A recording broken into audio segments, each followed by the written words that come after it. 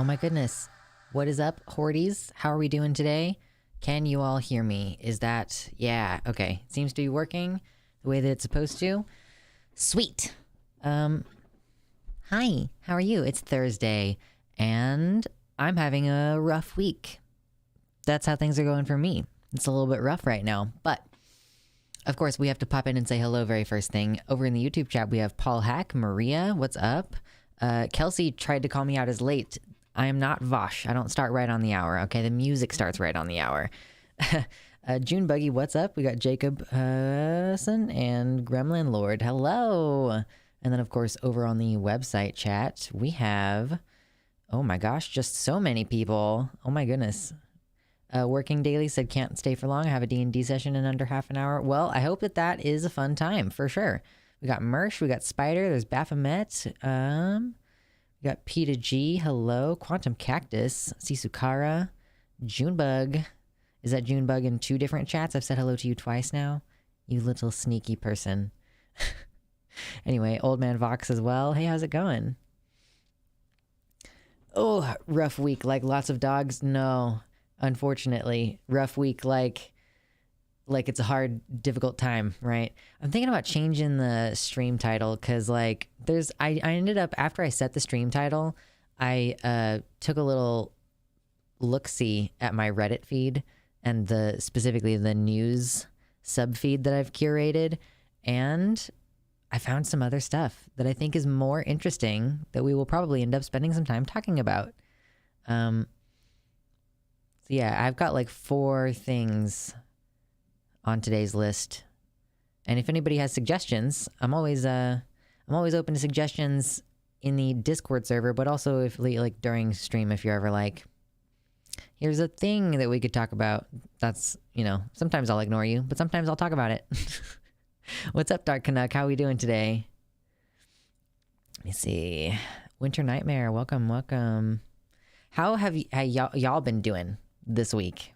Y'all, how's it been? Consent, perhaps? Is that a topic request? We drink a little sippy sip of my water. I hope that you Horties also have your waters with you because it's important to wet your whistle. Okay? Especially if you're like me and you're taking Ritalin twice a day. I'm drinking soda. Listen, at least you're hydrating in some form or fashion, right? I'm too depressed for hydration today. You're still getting water content in there. Oh, back to work after 4 days off, Spider. That is rough. It's always tough to get back into the swing. Like, especially if you don't really like your job. When you get a little break away, you come back to it and you're like, fuck.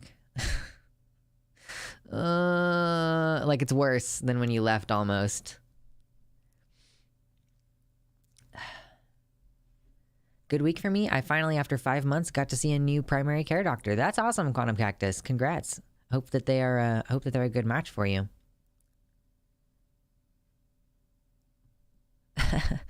Unstable Smurfette says, what's up? I used too much insulin and now I'm stuffing my face with cookies to counter the low blood sugar. Unhealthy, but I am feeling divine right now. Very nice. The Channel 5 news guy being a sex pest was rather upsetting for a mom of 3 daughters. Is that Andrew Callahan? Is that what you're talking about, Dark Canuck? Living off coffee, I'm wiped. I'm trying to be like conservative with my coffee intake. Okay, I know very little about this dude. I'm like aware that there is a story going around about a sex pest, and that's the name I keep seeing. And then, so I just kind of assumed that was the connection, right? I don't know much about it, though. That wasn't on my list today. One of the things that is on my list today is domestic violence charges against Justin Roiland, which I am just now finding out about. It's like 3-year-old news now, but I am only just now seeing it. What's up, Triple X? I'm a new viewer who slowly started moving your content, liking your content. I started agreeing with your views more and more and glad I came around to it. Also really cool hair. Thank you, and thank you. I appreciate that. For y'all who are hanging out in the YouTube chat, if you're on desktop or like your laptop or something, you should come over to the website, luxander.net/live, and join our chat over here where you can set your custom pronouns and you get access to custom emojis. I think it's because the case was sealed for 3 years. Okay, so it's not like it's bad that I'm only just now hearing about this. Yeah, because I guess the article only just came out today. So we will be talking about that. That's what I was thinking about changing the title of the stream to being about Justin Roiland, but we'll do it when we get there. Anyway. But yeah, I apologize to everybody who's on mobile. The website chat does not like to work for you all. So anyway, let's see how many people we can get in here just hanging out at the beginning of the stream. So normally I don't do calls to action this early, but if you're in here and you like hanging out with me and the Horties, hit the like button. Let's see how many people we can get in here just this, like, in this first, half an hour to an hour of, like, chilling tonight. No worries, Baphomet. No worries at all. Thank you, Old Man Vox, with the $5 dono saying, shout out to all the trans men out there under the oppressive heel of the female plight. For real, truly, honestly. Dropping that like, though. Thank you, Baphomet. I hope that you feel better later. Yeah, super fucking depressed today. I am also feeling pretty depressed. I'm going to get to talking about that in a little bit. That's what I mean. I'm having a rough week, y'all. Thank you so much, Old Man Vox. By the way, tonight's donations. Okay, so here's the thing. I am really not doing great with not having a bed. Okay, I ended up taking a lot of extra time off in December, and that's kind of like what hit my finances and made it so that I am not able to currently afford a bed. Like, I think that's the main thing that has like knocked me down like $200 or $300. I was browsing Amazon earlier and I saw that there was a bed that is normally like more than $300 and now it's just a little bit over, it's like $230. And if I can get enough donos during tonight's stream, I will buy that bed tonight while it's still on sale. And then I will have a place to sleep. But if not, that's fine. I'm just going to have to keep saving up for it a little bit and chipping away at it. That's cool. Where am I? I'm trying to figure out where I am. Too many tabs. Too many tabs. Today was a depressing day for me too. What's up, Rose? How's it going? So yeah, I think that what I'm experiencing is a little bit of like some premenstrual syndrome, which is pretty obnoxious because I kind of was under the impression that having an IUD would make that stop. Alas, here we are. I've had the IUD for like 4 months or whatever, and we still have the mood swings. Yeah, what was the OMG about? Only regret is that I can only like once. True. What's up, Wolf? Also, Kitty, I missed earlier. Kitty, your flag in your PFP, is that like ace, arrow ace? Is that what that is? I'm not familiar with the flag that you've got in there. That's cool, though. So yeah, we are going to have a couple of... It could be seasonal depression due to the weather. That's also true. I did have some crampy cramps yesterday, though, so that's why I think that they're related to one another. Have you contacted Brian David Gilbert? Apparently you can buy his bed. What? Oh, this is older, isn't it? Are you looking for a new bed? Shush.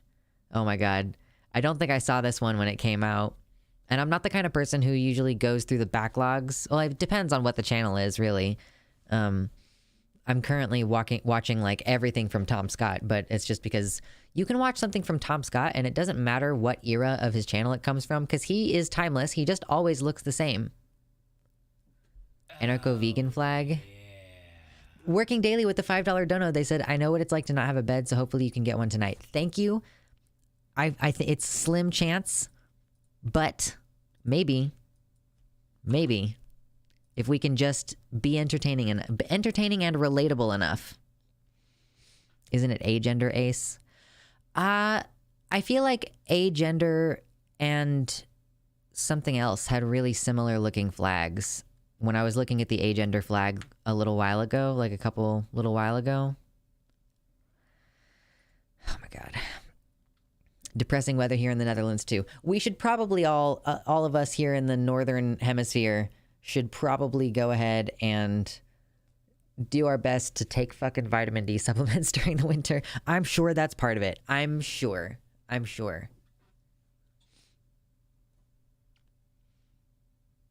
Oh, that is a bummer. Mama Mephistopheles says, hello, friends. I hate when I get to work and they want me to work so I can't get in the stream. Sad face. True.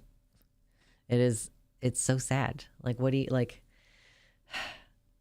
I try my best to do streams during times when people are not necessarily going to be working, but it's a struggle for sure. I actually sometimes wonder how stream would go if I had them in like the middle afternoon, because that's peak YouTube view time. People are watching YouTube between 12 and 5 p.m. and it seems like that's when you should be at work or at school, but it's, you know, you could always give it a try. I could, that's true. See how it goes to just like stream in the middle of the day sometimes. I feel like it wasn't great when we did it before during the, oh my gosh, excuse me. During the Renaissance Festival, when I was working at the Renaissance Festival, I was doing streams on Friday at noon since I was working my part-time job on Sundays, and it was not the best. I think you're also competing with the serfs right now. The wonderful thing about the Horde and this little corner of the internet that we have here on luxander.net is that we often stream at the same time as other big streamers who I would have expected that we would have a pretty significant overlap of audience with. I stream at the same time as Vosh. I stream at the same time as Demon Mama. I stream at the same time as Zan. Less often, I think. I'm not entirely sure, actually, because I don't think I have my notifications on for Zan. But I stream at the same time as a lot of other people. And we still manage to have like a good couple few people in here, you know? Ooh. Get my hair back up. You should just get into more fights. You think so? Opening 4 streams at once, easy. I know some people do that. I think Baphomet was saying that he does that where he like hangs out in my stream chat and Demon Mamas at the same time.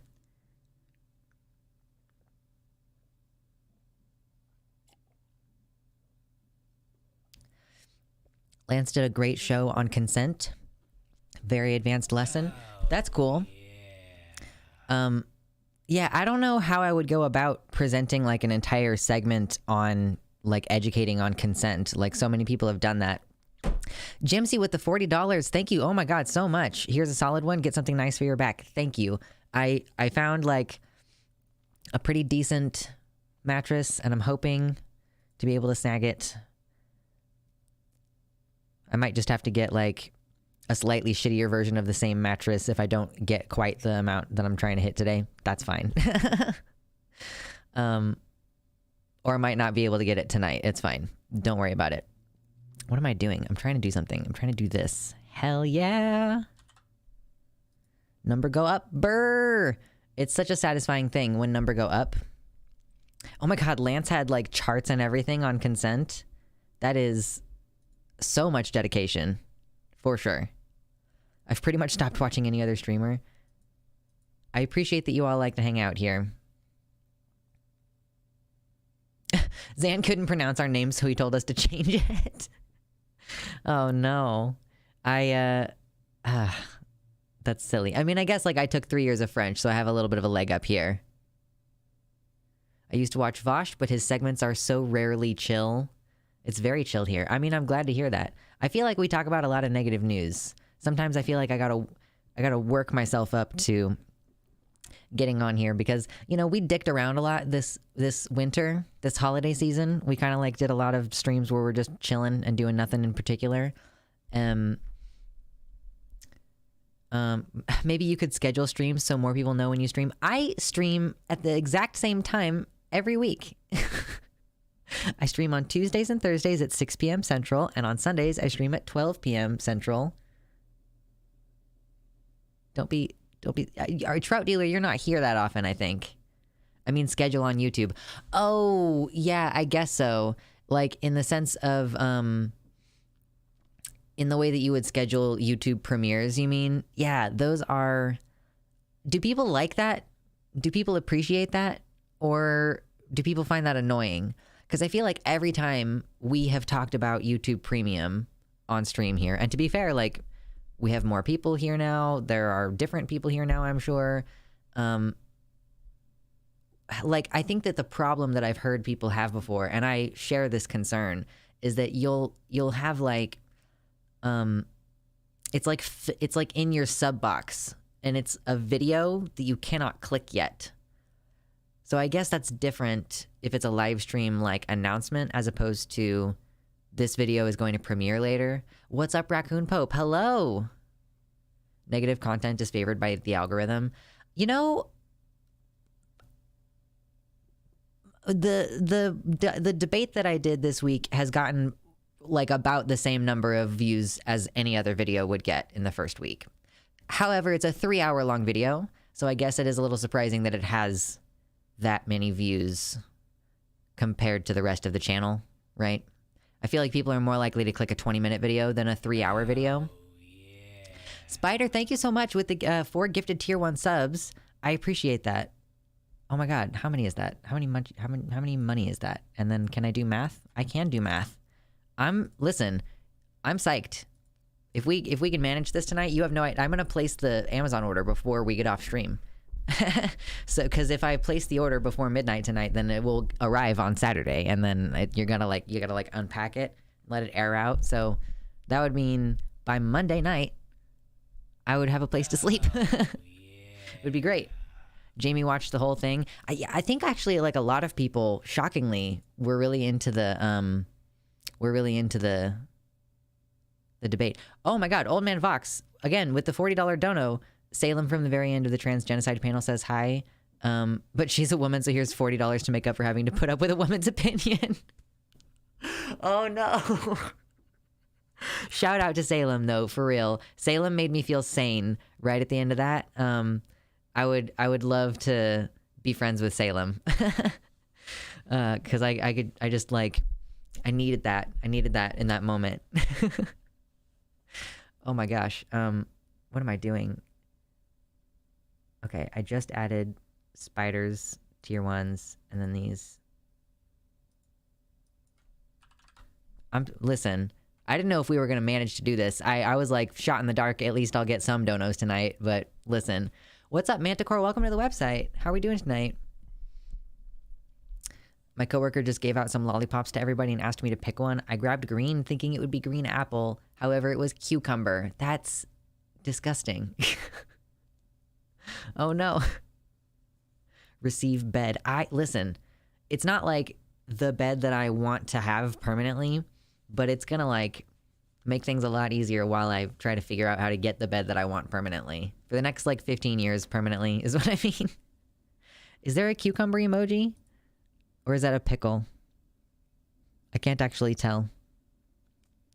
Didn't realize I had more water left in my bottle than expected and just poured it up my nose. Delicious. The smell of water. What a beautiful thing. Good grief. You looked up cucumber to find it? Okay. That's cool. Let's see. Has there been anything exciting in the past couple of days, or in the past week or so, that anybody else wants to talk about before we get into watching or get into looking at the news? So here's I've got like 4 things that I would like to touch on today. I have the Oklahoma bill thing that is in the title of the stream, okay? Excuse me. And a bill, like another gender bill. I'll get, that one is it's gonna be pretty brief. If I tell you what it's about, that's basically the whole fucking story. I want to talk about Justin Roiland because this is like breaking news as of today, I think. And I also want to cover this story. A CVS is being sued by a nurse because they fired that nurse after she refused to prescribe birth control because of her religious beliefs. So those are like the things that I have ready to go over tonight. Yeah, that's the one that I'm talking about, Mama Mephistopheles. I don't want to just read off of Erin Reed's Substack.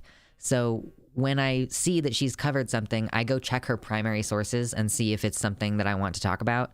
And yeah, this one we will like look over and go over briefly. How about Polly and Kevel's chat? Haven't been able to watch it all yet, but I am curious. If you're feeling like drama posting, I guess. Has anyone here watched that? The Kevels and Polly people debate? I've tried to watch Polly people conversations on a couple of different occasions, and I find her extremely cringe. So I can't make it, like I can't make myself watch something that intensely cringe. If we're doing a Justin Roiland segment, the pickle emojis are relevant. True. You know, it's shots fired, but like I agree with Polly's positions, I think, for the most part. I just find her extremely cringe. She's very quick to anger, which sucks because she's such a good debater. I don't really think she is. Like, I think that I don't think that you can be a good debater if you're like just super aggressive with very little prompting. Like, I tried to watch her conversation with Lonerbox, and I only got maybe 10 minutes into it, and I was like, they're both being so cringe.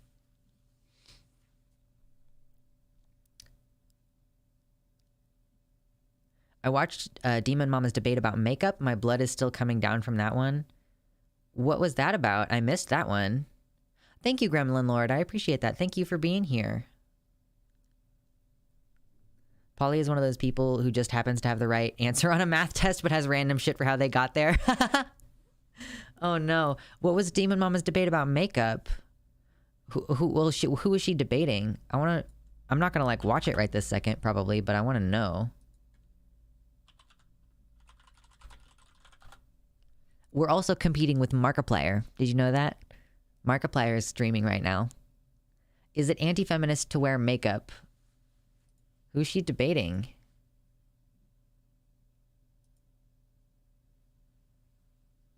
Some dude? Is it just some dude? For an hour and 15 minutes? Just some fucking dude? Okay, and then President Sunday is here. Later on. But is President Sunday, like, moderating? At least I think that's who that is.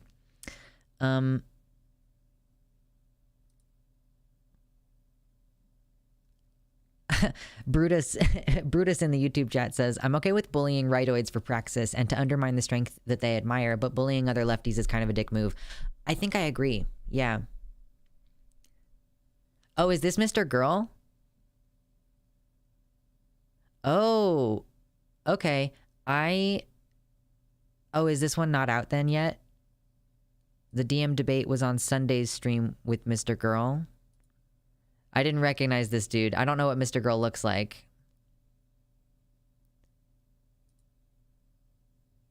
Yeah, is it the one from like 3 weeks ago on her channel? I just didn't know what Mr. Girl looks like. Why does she keep talking to him? Why does she keep doing that? I don't get it.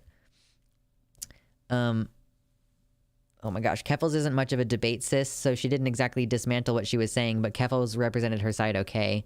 What was that conversation about? What was Keffels and Polly's discussion about? Oh, it was a fundraising stream.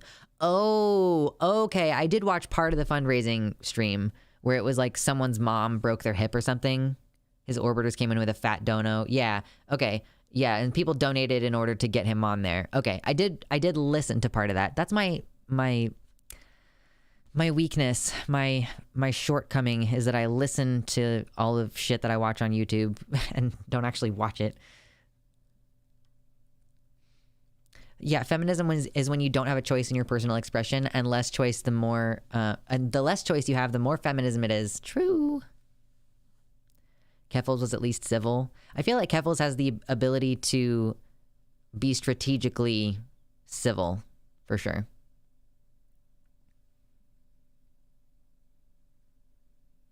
You should just find a rando on the streets, aka Discord, and fight them in the art of debate. I guess if I get enough of a reputation as a debate lord, like when Demon Mama has call-in streams, there are a lot of people who join, right? When we try to do call-in streams, it's awkward. So, you know, maybe when we regularly have like 150 people in here on a casual stream, then it'll be more like there will be more folks who want to talk to me because they like me and because they don't like me, and it could be fun. Oh, yeah, so the debate between Poly People and Keffels was about Finster, who is a femboy crossdresser person. Polly basically thought that Finn cross-dressing on his stream encouraged transphobic tropes. I guess I could see maybe, but then you'd have to accuse every femboy of doing that, you know, like, I don't know. I am right on everything. It's true. You can debate me. I like pineapple on pizza and we'll die on that hill. If the mood is right, I can appreciate some pineapple on pizza, okay? When the mood, you know, that's amore. Sometimes it just hits you. Keffels is also hot, but that's just useful for general signal boosting. I know. I feel bad sometimes, but I mean, she posts pictures with deep fucking cleavage, and I'm like, girl, I mean, you know what you're doing. It's fine. Like, I saw that Finster started like a huge fund to help out trans people on Christmas, and ended up getting like couple tens of thousands of dollars raised. So that's cool. I appreciate that. Can we not police people's gender expression? Yeah, I think that's ultimately where I come down on. Like, I think that if you accuse some femboy of, you know, playing on stereotypes or whatever that make trans women look bad, then, like, I don't know, you can kind of like accuse fucking anybody of that. And it just seems like you might as well not. I don't know. And also the line between femboy and trans girl is like blurry. There's plenty of people who identify kind of as both. Because gender is weird and fun. And it should be fun. Can we have fun, please? Can we let people be hot is the other thing. I get it. Finster is hot. It's crazy. I cannot imagine finding him hot as a man. Like, when I find him hot, I'm like, wow, that is a hot girl. And then it's like, oh, but if he's, I mean, I don't know. Like, yeah, like, I don't know. Like, as a man, like, because I feel like my like attraction to different kinds of genders are flavored. You know what I mean? Like, I like certain types of men. So I'm like, do I think that I can even find Finster attractive as a man in what I'm looking for in men? I don't think I could. As a woman, for sure, though. Weird, right? What's up, Soy Boy? We're just chilling. We're just chilling right now. But we do have some things lined up, so we're going to get started. Not before too terribly long. Another 10, 15 minutes, maybe.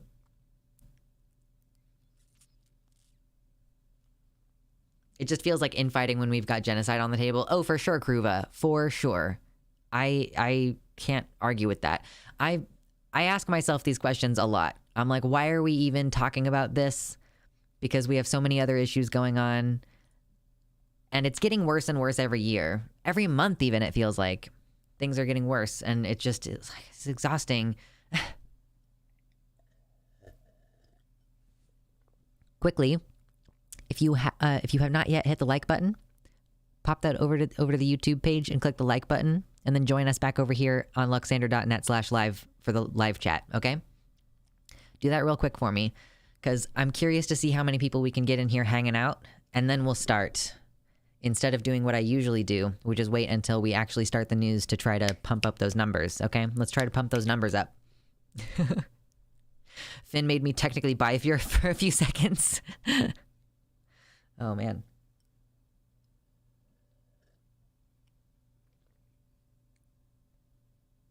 If it made us look bad, it would be used against us. Finn is not used against us. I think that the concept of cross-dressers gets evoked. Like the idea, like this is like, actually, this is a failure of discourse on our end. When we push all of this, like, oh, this is a quintessential part of who I am. And like, I get why we've done that before. I understand why we've done that. But it does leave a lot of people behind.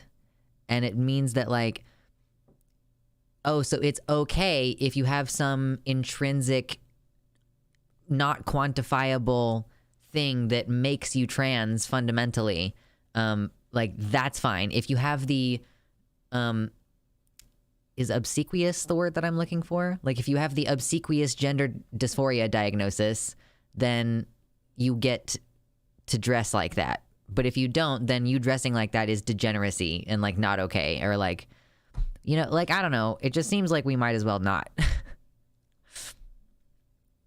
Don't worry, soon the full destruction of gender will be realized. As soon as you help me get a bed, drop a $5 dono to help me get a bed tonight, because there's one that's on sale, and I don't think it's going to be on sale for much longer. Then I will become your general, and we will destroy gender together. I will become your master of war. No worries if you have no money. Just click the like button if you don't have any money.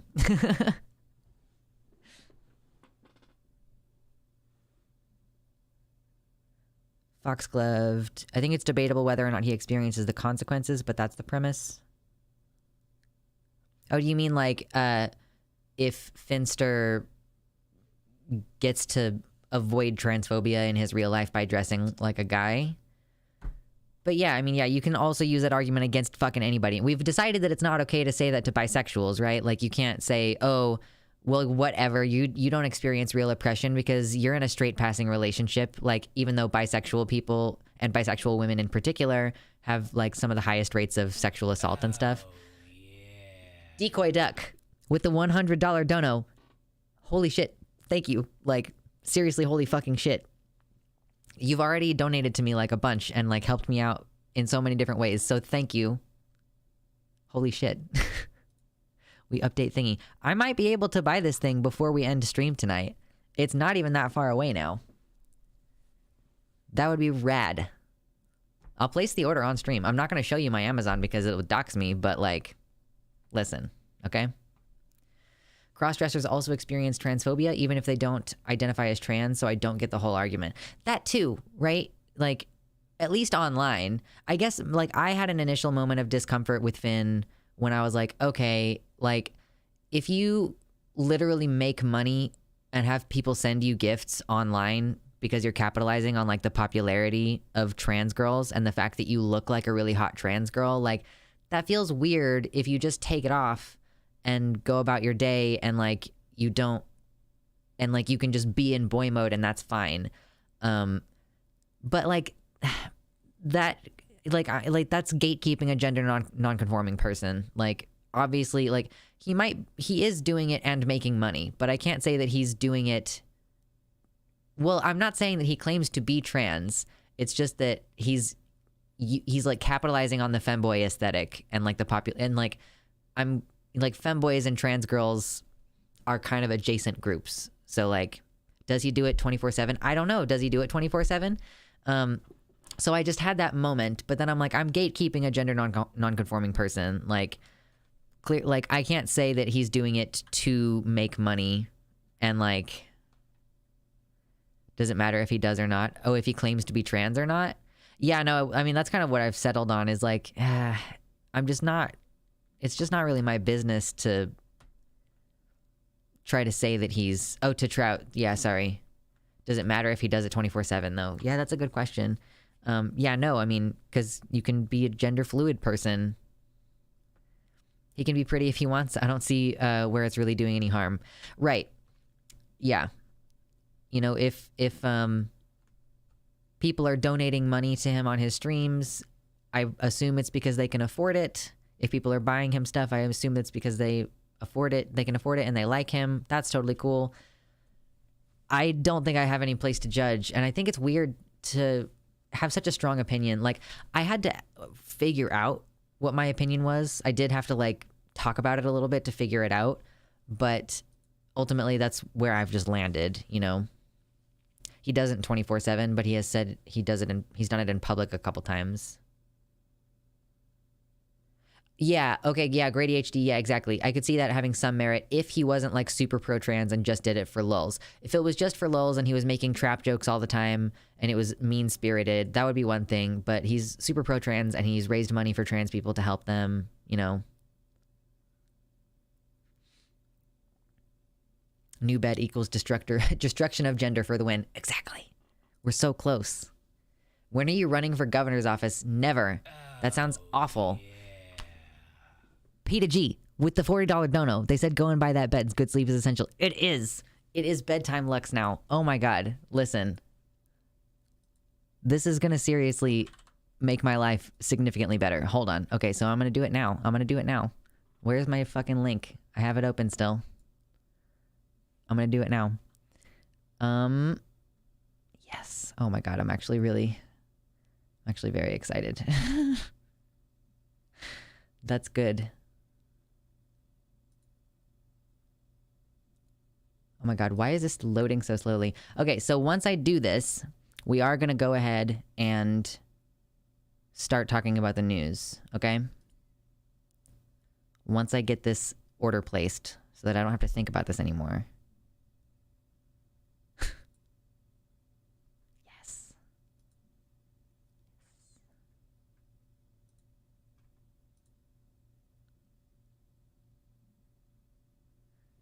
What do you want to talk about first, y'all?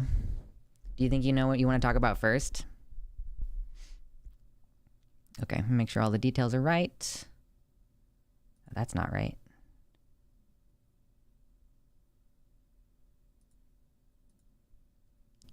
Gotta double check your details, y'all. Always double check your details. Gender Killer 3000 bed with the anti-gender fluid covers. That will be the bed that I buy in a couple of, in a few months or whatever. Like, this bed is gonna be a temporary bed, and then I'm gonna, when I get my real bed, I'm gonna save this bed for one of my siblings, because they're gonna move out in a couple years. They're like older teenagers, you know? Can we start light? I don't know that I have light news today, but I'll try. I'll try.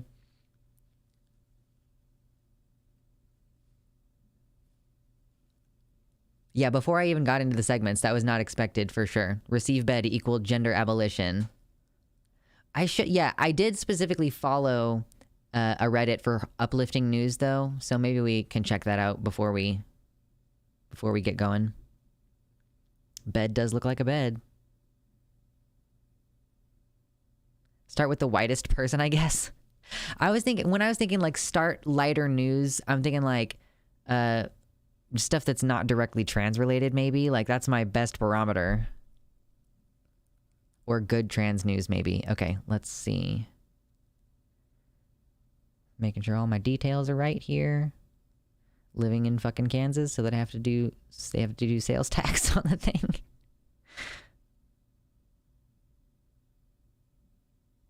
Okay. Allegedly, this thing is going to arrive on Saturday.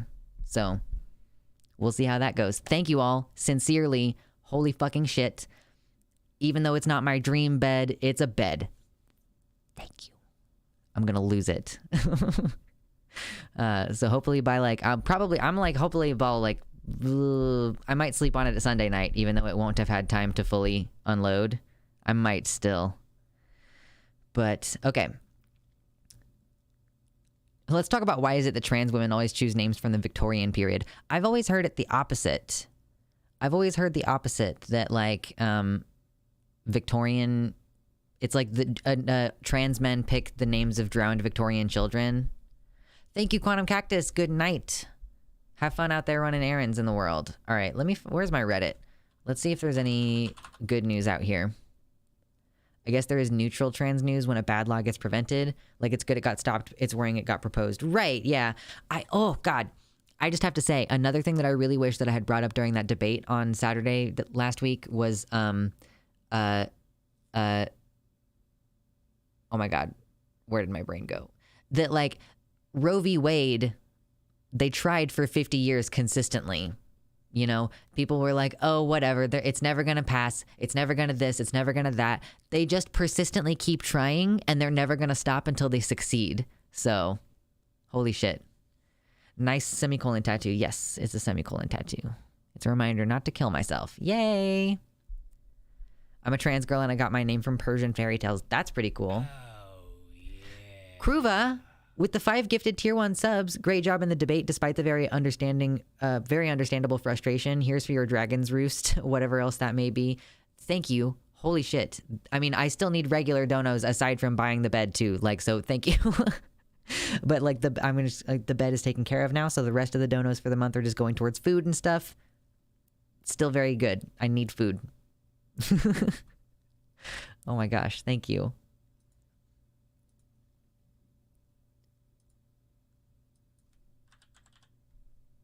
There we go. We're more than maxed out on the thingy here. Cool. Seriously, thank you. Yeah, enjoy your dicks, everybody. We're doing a mayo side. Mildred is peak old lady name. I know. Mildred is like, isn't that what Thought Slime picked for their name? Mildred? Strange. Oh god, what have you sent me?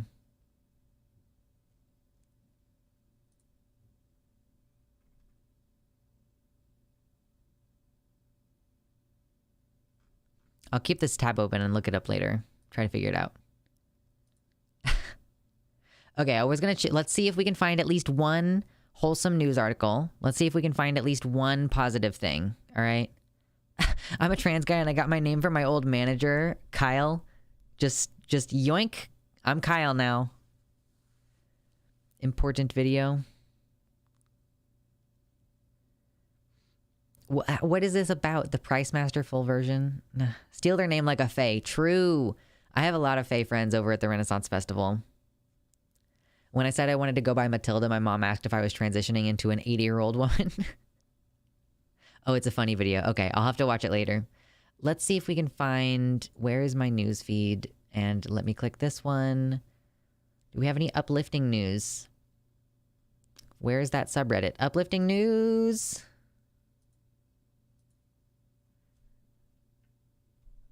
Oh my god, I have so many fucking tabs open. We're on Reddit. So the US cancer death rate has fallen 33% since 1991. That's pretty good news. That's pretty good shit. We did switch over. Yes, we switched over. Damar Hamlin has been discharged after 9 days in the hospital following a cardiac arrest. That's good news.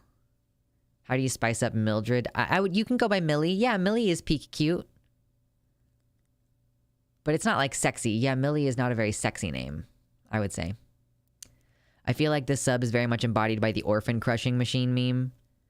Wait, what? Mildew would be a fun name. It's cute. I think Dew would be a fun name. Like Dew, that would be a really cute name. Let's see, what? Inflation is subsiding, apparently, as consumer prices fall. Is that true? Reuters? Are you lying to me? Because, listen, I just bought... Listen. I bought a dozen eggs for fucking $4. It was like $4.19 or something like that. For 12. Isn't mildew a type of mold? I don't know if it is actually mold, but it's kind of similar to mold. But, like, holy fucking God. Why was egg $4? Although, and then I talked to my partner and he was like, I just bought eggs for like $3.60. And I was like, okay, well, they were more expensive when I went. Is Marcy an old lady name? Marcy is kind of an old lady name, I think. Yeah. Imagine finally going through with coming out as a trans man only to call yourself John. Right. Someone recently made a joke about how you never see any Kevins. I was like, there has to be a trans Kevin somewhere. Somewhere. There has to be. Inflation won't retreat if companies are allowed to still jack up prices. Yeah. Did anybody read the Inflation Act? Or like, I didn't read the whole fucking act. I just read the, I just looked at the whitehouse.gov like summary page for the Inflation Reduction Act that they're working on. It sucks. It sucks. Where's my stimmy? And also, like, we need to start like fixing prices. Like, you can't allow people to keep jacking the prices up and like their own employees are still making barely more than minimum wage. You know, like, oh, you make $9 an hour. It's not the literal minimum wage. I would like to have a stimmy, please, and also some price corrections. That would be great. Mildew is to mold as crannies are to nooks. They're adjacent. Oh my gosh. Just buy yourself some firearms and bullets. Yeah.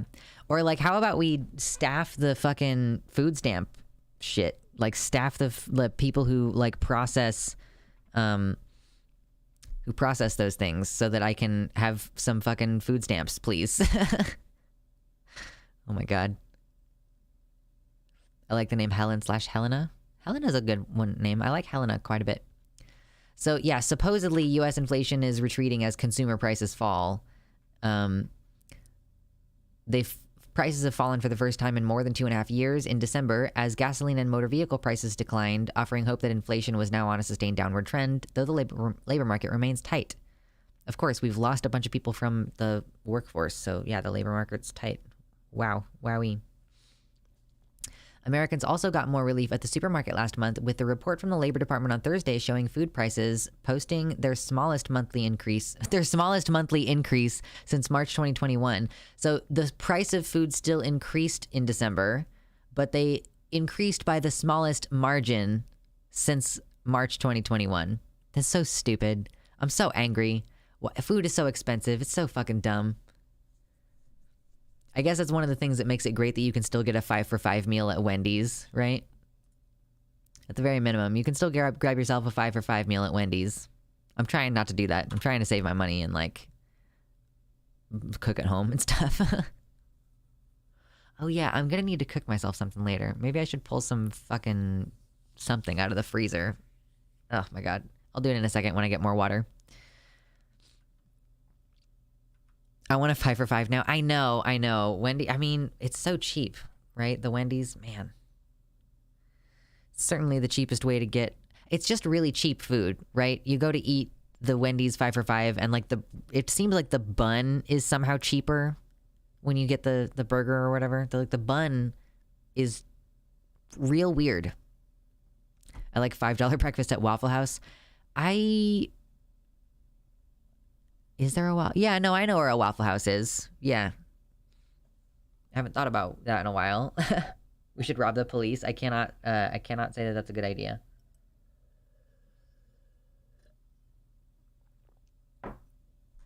So, I guess supposedly things are getting better in the economy, but we'll see. I didn't buy snacks today because I want to get fit, but now I'm suffering the consequences, i.e. no snacks. I know. I have some ice cream. If I really need it, I can do the ice cream, okay? If you're here and you're hanging out and you're enjoying yourself and you have not yet hit the like button, go ahead and hit the like button for me real quick. It takes a quick second. It's free for you and it immediately helps the channel. We've gotten a shit ton of donos already tonight, so I'm not asking for more donos, but I'll take the more likes. I'll appreciate those. We should all become the police. What? No. What's up, Deegan the Mighty? How are you?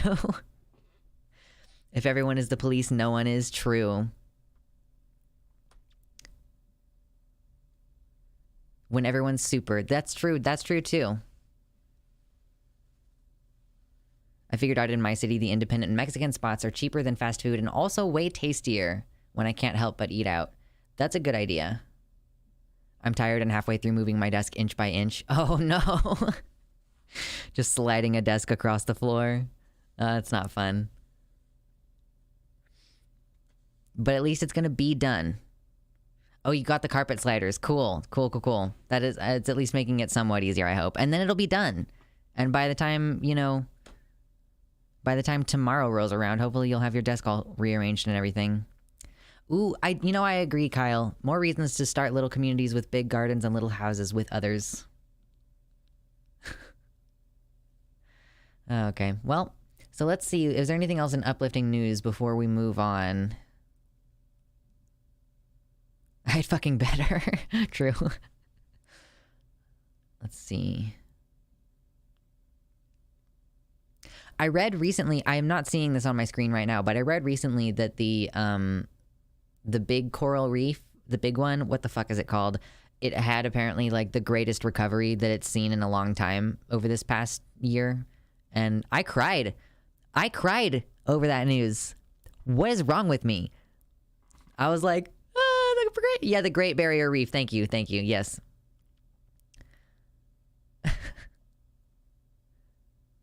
Which I was reminded of because I just saw this article coming up. Is this a good thing?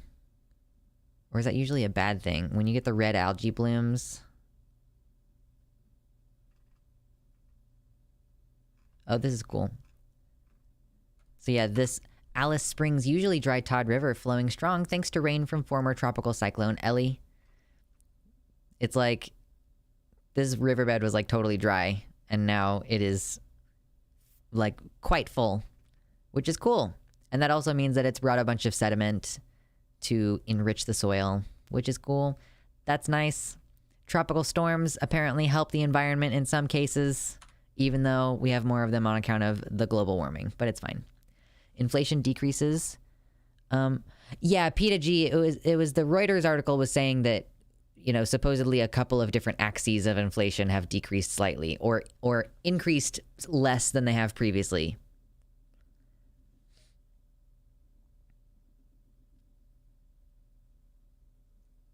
That's a very good story to cry over. The planet is healing. I hope so, at least. In a world where they would take Velma, they would make Velma LGBTQ but not admit that Shaggy is a pothead, you gotta keep that as subtext. It's gotta be subtext. It's pretty clear subtext in the like live action movie, for example.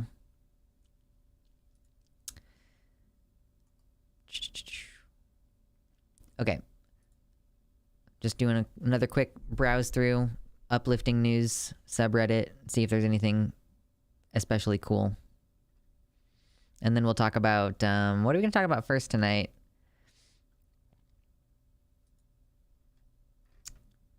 I guess we can talk about this CVS thing, since that's like a pretty low stakes thing and we can kind of make fun of her a little bit. That would be fun. Flooding is probably not great news. I mean, it wasn't, it was like a totally, it was a totally dry river, like it had dried up and now it finally has river flow again. You know, that's a good thing. Talk about the weather. It's cold again. Weather update from the Midwest.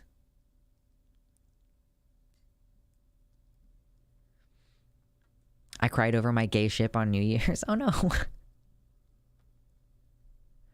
How about an AI which can mimic a voice with only a 3-second audio clip? That's horrendous. Like, that's awful. I hate that. I hate that. I don't think that's good news. Is that good news? Is it supposed to be good news? I mean, it's cool, but it just seems dystopic, you know, dystopic. It is news. That's true. It is some kind of news. Shaggy has to keep it hush-hush. He's trying to solve crimes, not get arrested for something silly. Right. Like, how nervous would you be as Shaggy at the end of every single one of those episodes where you have to interact with a cop, you know? I did see the news about the Amazon drone that flies around your house with a camera. Why are we bringing up dystopic? We're supposed to be trying to do our chill hour, which is almost coming to an end anyway.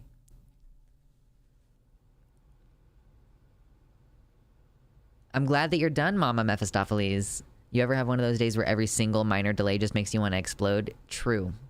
True. Deegan in the YouTube chat says, Shaggy inherited his late Uncle Beauregard's unspecified large fortune. He'll be okay on pot charges. I mean, that's true. That's true. I should have remembered that. He is a Nepo baby. Oh dear. Shaggy is a rich kid. It's true. He's just living the slum lifestyle. He's committed to the lifestyle. Violet has some okay news. Do you have okay news?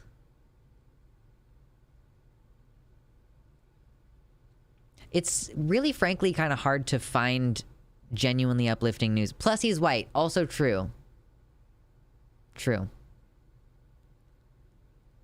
Congress trying to push abortion bans, but in effect just alienating their voters even more. Is that actually what's happening? I hope so. Excuse me. There's no black people in the gang, because if there were, they'd never have made it very far with all that weed. True. And they, you know, it's edibles, but still.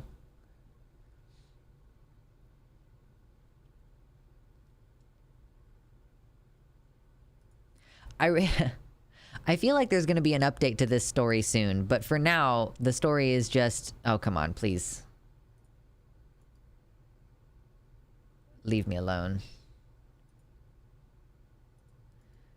Did y'all see... There was a story about a guy in New York who, like, broke into a school so that people who were, like, stuck in the snow in their cars wouldn't freeze to death. I feel like he's probably going to get arrested and, like, jailed. I hope not, but I just feel like this country sucks enough that they might do that. Yeah, he puts the weed in the Scooby snacks. It's edibles, right? That's how they do it. Okay, I'm gonna re-up my water. You all, if you don't have a drink, you should grab one or take one while I'm gone. Hail Hydrate, click the like button. Thank you.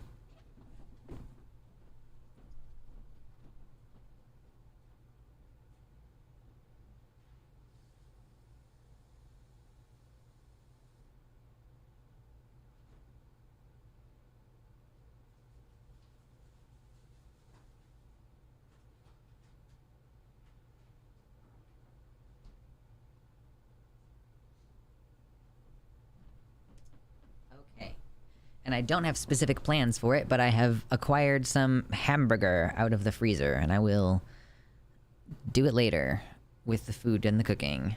I thought he was just a weirdo who smoked and ate dog treats. Yeah, that's why Shaggy's always so excited for the Scooby snacks. Thank you. Aha! Old man Vox. You were too slow.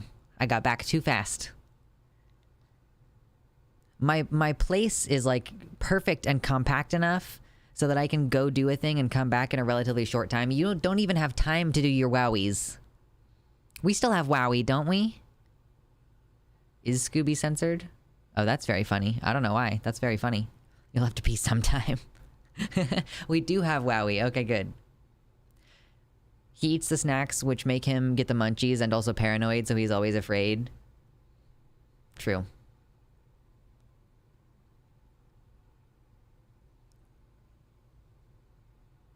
Oh, that sounds like you're having a rough week, Finn. I'm sorry to hear that. Gearing up for commissions, though, yeah. Finn, if you tag me on Twitter or whatever, I will retweet your commission thing. Actually, well, yeah, no, you'd have to DM me. DM me on Twitter. I got that do deep lore. Jeez Louise. Okay, we've been going for about an hour. I guess, yeah, where are we gonna start here? What order do I want to do things in? Okay, I guess we'll start with fucking Oklahoma. Alright, we're gonna start with Oklahoma because we were talking about Oklahoma earlier this week, I believe. So we'll do a follow-up segment on that. It's not a follow-up segment on that, actually. It's a whole new segment where we're just talking about a different law just that is also being proposed in Oklahoma because the Midwest is a terrible place to live. So, oh, actually, you know what I'm going to do? I'm going to, no, you know what? I'm not going to do that. Okay. Let me get my shit together. Got to get my shit together. My shit together. We all got to get our shit together. Okay.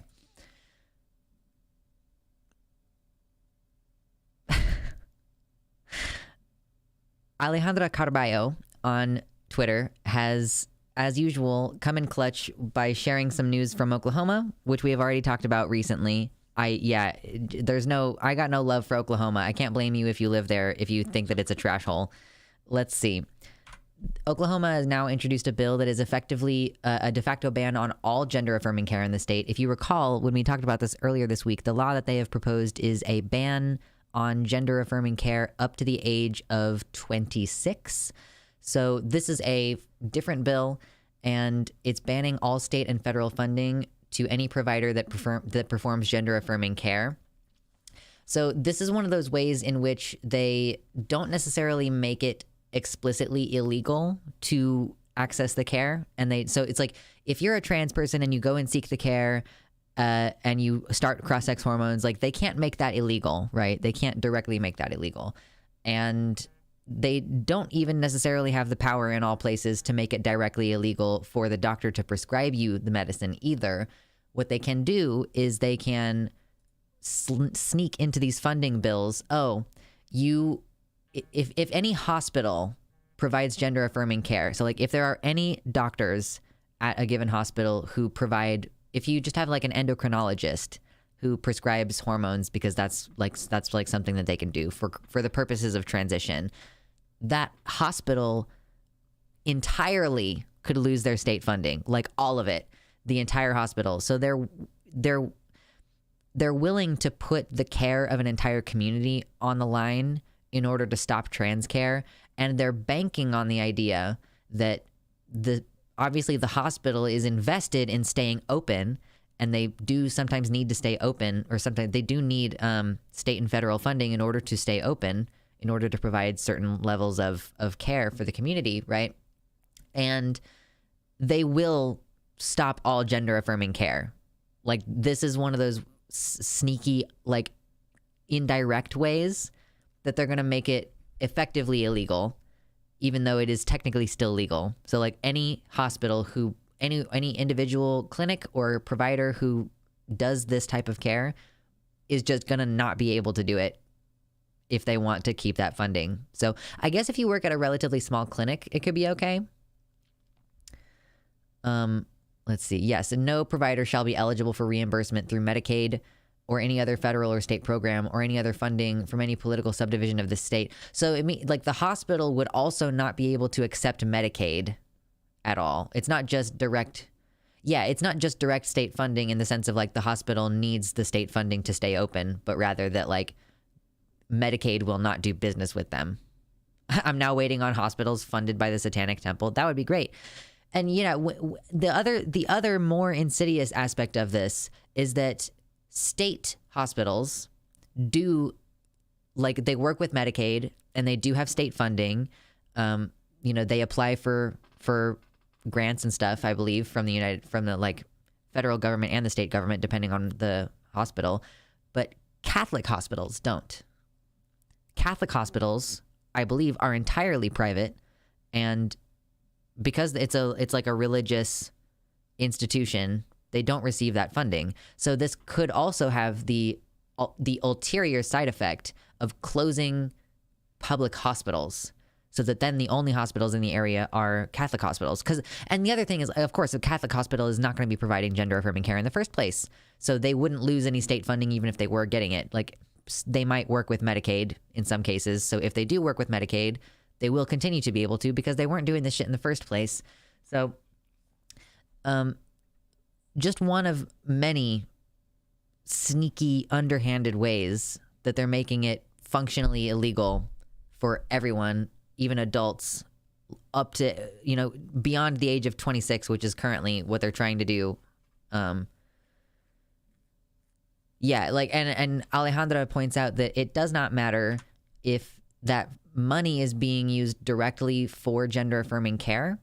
Like, if the money is going toward the dermatology department or something, that money still gets cut off. Yeah, hospitals and clinics cannot operate without Medicaid funding, along with state and federal grants.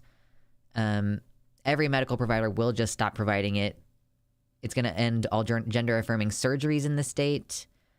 And so, yeah, there's not going to be able to be any surgery in the state. I don't actually know if there are very many transgender related surgeons in the state. I suppose that could apply to if a hospital who just does hysterectomies does a gender affirming hysterectomy, then they could lose their funding in general, even if it's not specialized trans care, perhaps. Let's see. This bill would mean that small LGBTQ community clinics that are currently receiving Ryan White HIV funding can no longer provide gender-affirming care. Doctors may refuse to see trans patients at all for fear that they will lose that funding. When the stakes are that high, they may just refuse the care. Like, yeah, the doctor might refuse you care at the public hospital, and then if the only other option is the Catholic hospital, let me be totally clear, the Catholic hospital will let you die. By the way, like, anybody, like, this is something that I need to have a conversation with all the people in my personal life about this. Like, don't ever take me to a Catholic hospital for any reason, especially if it's serious, because they will just let me die. Like, there's no way around that. That's literally how the Puritans happened. St. Jude Catholic Hospital that provides gender-affirming care. Okay, so I guess some of them do. I would just assume that on the whole that most of the Catholic hospitals do not.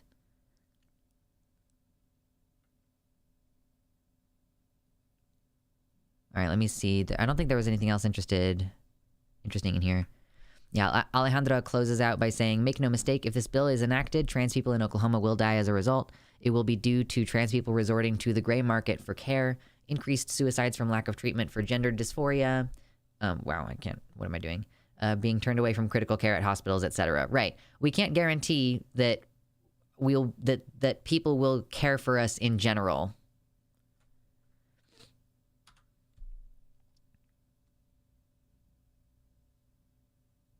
I just refuse to go to Catholic hospitals on general principle. I like wouldn't want to go to a Catholic hospital on principle, but also like if it's serious, like I don't want to die, thanks.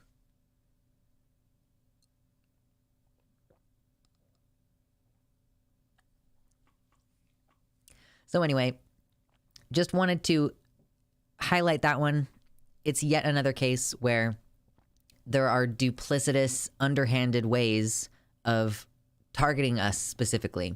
They don't have to make it strictly, literally illegal to be trans. They can't do that because that would be too obvious. The progressive, liberal, democratic side of the political spectrum would be like, whoa, you can't do that. That's not okay. So instead, they do it in this underhanded way. Or they go outside of the, or they go outside of the normal process and use executive powers to do it. We're losing our democracy. It's fine. Don't worry about it. And we'll cut it there. Yeah, Elon Musk with the Neuralink. Brain implants. What could go wrong with that? So far, it seems what's been going wrong with that is that he has killed a lot of monkeys. It seems like that's been the case. I guess not as many as were claimed. There were some really ridiculous claims of like thousands of apes dying, but still some amount of ape death. Not my favorite thing. It's not like the Democrats would actually do anything if they did, though. Right, they would be like, we got to keep voting, even though voting is the thing that got us into the situation where the anti-trans laws are passing. Gender-affirming care equals $3,000+ VR headset, $500. That's true. That's very true. I guess you could do a VR. Is that how it works in VR chat? Like when you look in VR chat, do you look down and you have a body? Could you have like a gender weird body? Or like if I had a dragon body and I looked down, would I see my dragonness? Holy shit, the sirens right now.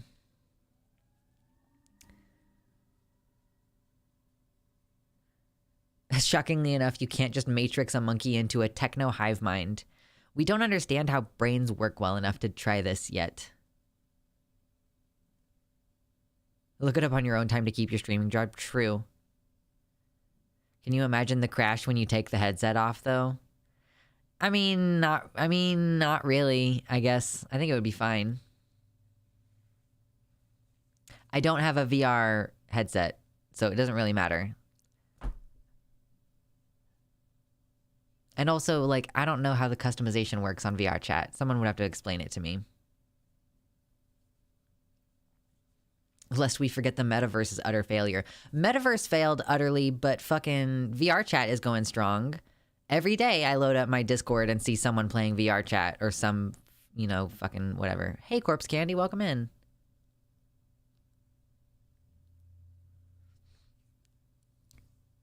Make sure to vote and we'll maybe try to save your life in the most cowardly and ineffective way possible. True, Grady HD. Oh my god, it's true. Sorry, as a European, I really can't understand this refusing medical care. What's the point? Yeah, I mean, I think the point is that... Hold on. I'm from South Italy, and there's just... It's okay to go to a religious hospital and nobody will treat you as non-human if you're trans, gay, or non-binary. Yeah, I mean... And we apparently are really invested in maintaining religious exemptions. In the US, we do some medical trolling, right? So actually, that can kind of lead us into our next segment for today, because I did want to talk about this other thing.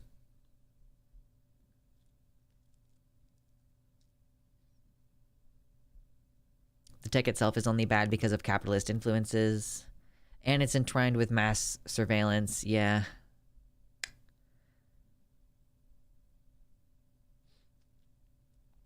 Okay, yeah, because I did want to talk about this other thing. So, speaking of religious exemption and religious belief influencing medical care and access to medical care, as we've previously discussed, trans people not being served at Catholic hospitals and stuff like that, trans people, being denied their estrogen prescriptions while staying in Catholic hospitals, as one example. We are starting to see the religious exemption on birth control conversation pop up again. Was anybody expecting that? Remember when it was like a big deal when Obama was president that like you could potentially, not be able to get your prescription because of the beliefs of your employer? Like if your employer was Hobby Lobby, who believes that, religiously you shouldn't be on birth control, then they, as an entity, get to say, our insurance doesn't cover birth control for our employees. So basically the employer was getting to make medical decisions on behalf of their employees, which seems like something that you shouldn't do. Did that ever get fixed? I don't recall if that ever got fixed, but it has been a while since this conversation has popped up. Even if it isn't strictly legal, this does still happen, where I've heard it's like CVS and Walgreens, depending on where you're at in the country. Those are the two that I hear about having issues with, like, I'm having a really hard time getting my prescription for my birth control filled, or I'm having a really hard time getting my prescription for my hormones filled at this location for some unknown reason. And usually it turns out that, it was this one particular person who was just in the same way that Abigail described in her video on PhilosophyTube about the bureaucratic slowness. Like all these tiny little bureaucratic mistakes get made, and they tend to stack up in such a way that you, as the person who's trying to navigate the system, get disenfranchised and like delayed. So pharmacists and doctors all over this country, I'm sure, use that bureaucratic power to deny or delay people care for these types of things. And we're seeing it. We have evidence of it. So from NBC News, CVS is being sued by a nurse who was fired over refusing to prescribe birth control on account of her religious beliefs. And apparently CVS is facing at least 2 other lawsuits on accusations that it refused to accommodate religious beliefs. Truly, if you want to be a nurse or a doctor and you think that your religious beliefs have anything to do with how you should practice medicine, find something else to do with your time. A former CVS Health nurse practitioner is suing the pharmacy chain for firing her after she refused to prescribe birth control, citing her religious beliefs. Yeah, I just think that you should suck it up and do your job or quit. I don't know what else to say to that. Texas resident J. Robin Strader said in the suit that her Baptist Christian faith prevents her from prescribing contraceptive and abortion-inducing drugs. I don't think it does. I think that your faith prevents you from taking contraception and abortion-inducing drugs, but I don't think that that's how this should work.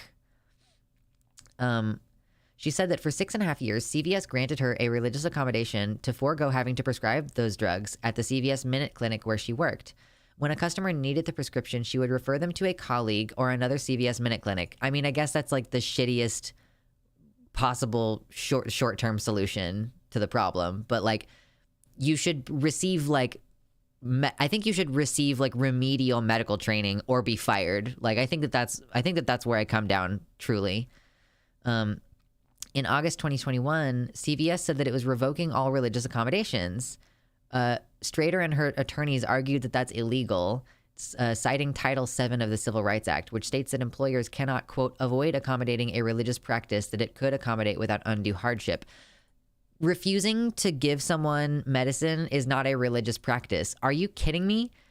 Like that's not a religious practice. That's like your religion prevents you from taking contraception, so your employer can't force you to take a contraceptive, right? Like, but I mean, even that isn't really I mean, your employer can't force you to take a contraceptive anyway. So it's like, I don't, like, that's a moot point. I don't understand. I get so confused by these morons.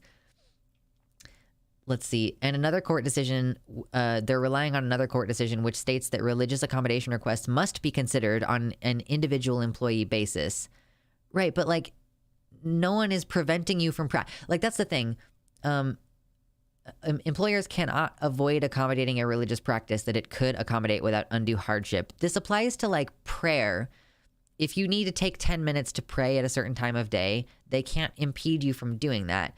If you wanted, I guess, like, if you wanted to pray at the beginning of every meeting with a client, that might be inappropriate. I'm not sure. If that is that your religion, to do a prayer over the person before you hand them the prescription? I don't know. CVS spokesperson Mike DeAngelis said in an email that, quote, educating and treating patients regarding sexual health matters, including pregnancy prevention, had become, quote, essential as the company had expanded its clinic services, and that it could not grant a religious accommodation, excusing employees from them. CVS is facing at least 2 other lawsuits in federal court brought by former nurse practitioners in Kansas and Virginia, I had not heard about that, who say that they were fired over this policy. And then CVS's biggest competitor, Walgreens, has previously come under scrutiny for its policy allowing employees to refuse to carry out some transactions, including dispensing contraceptives, that go against their religious beliefs. The company has said in such instances, the employee can refer the customer to another colleague. Oh, well, so this is cool. This means that CVS, I was talking before we started reading the actual article, that CVS has made this change, and it means that people who've had issues with getting their prescriptions filled at CVS shouldn't have this problem anymore. Like, or if you do have that problem, they're going to fire the nurse who's refusing to do her job, which is great. This is an incredible improvement. Grady HD includes that she should face criminal charges on top of being fired. I guess in some ways you're like violating your oath to do no harm in certain ways. Like, if a doctor has prescribed medicine and you deny medicine to someone, you're doing harm, right? So I guess, do people generally face criminal prosecution for like breaking medical like procedures in that way? I don't think so. Like, how could we make it illegal to deny someone their prescription? I don't know. The combination doesn't make it immoral. It's the use case.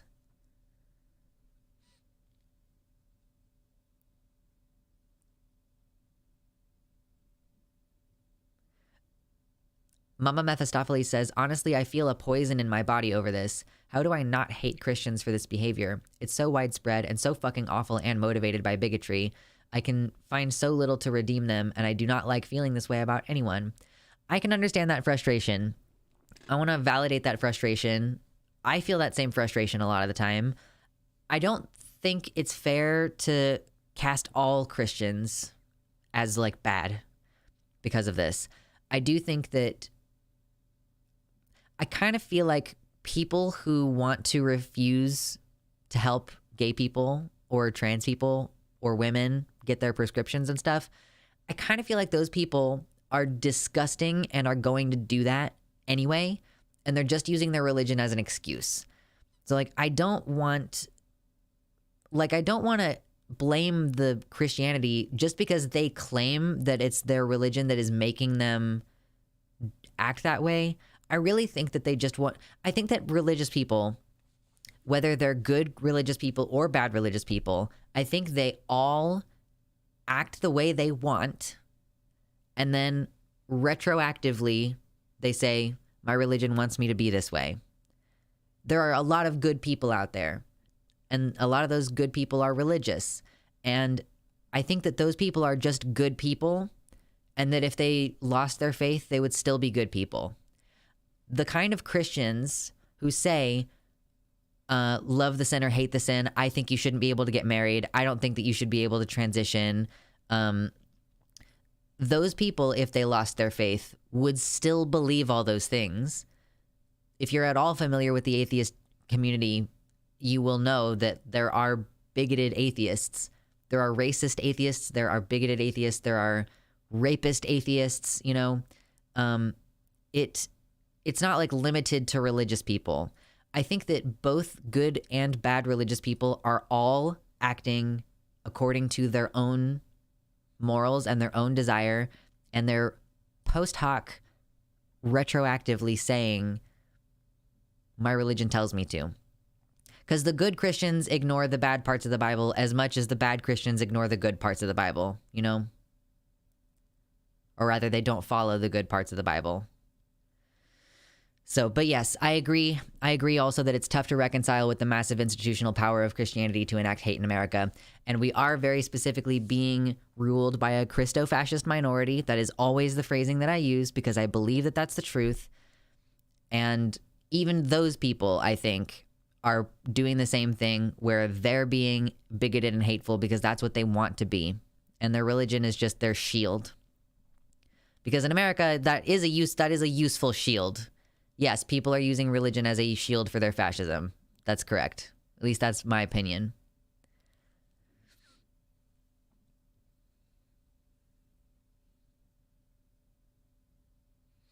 We probably cut it there.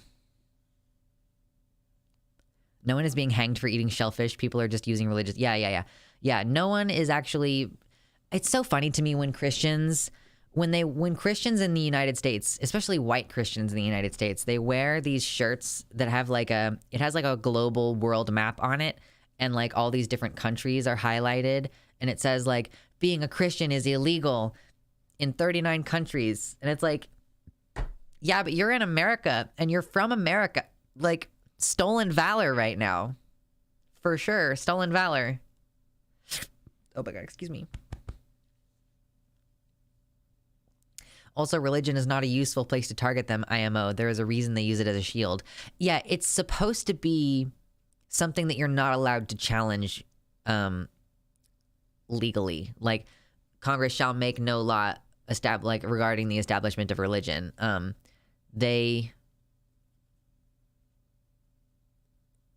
don't know.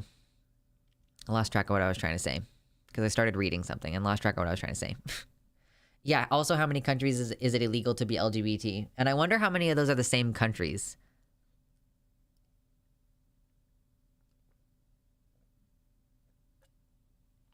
Call someone a bad Christian, watch their face crumble. I don't think they really care what you have to say. When someone says they're against gay marriage, I say, great, then don't get married to a gay person. Seems pretty simple.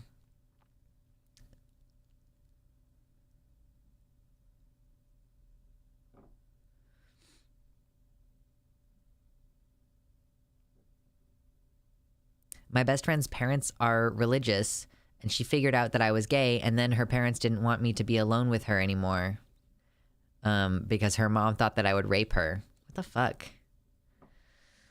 I don't understand. Just the blatant hatred that people have. I mean, it's ignorance as well as hatred.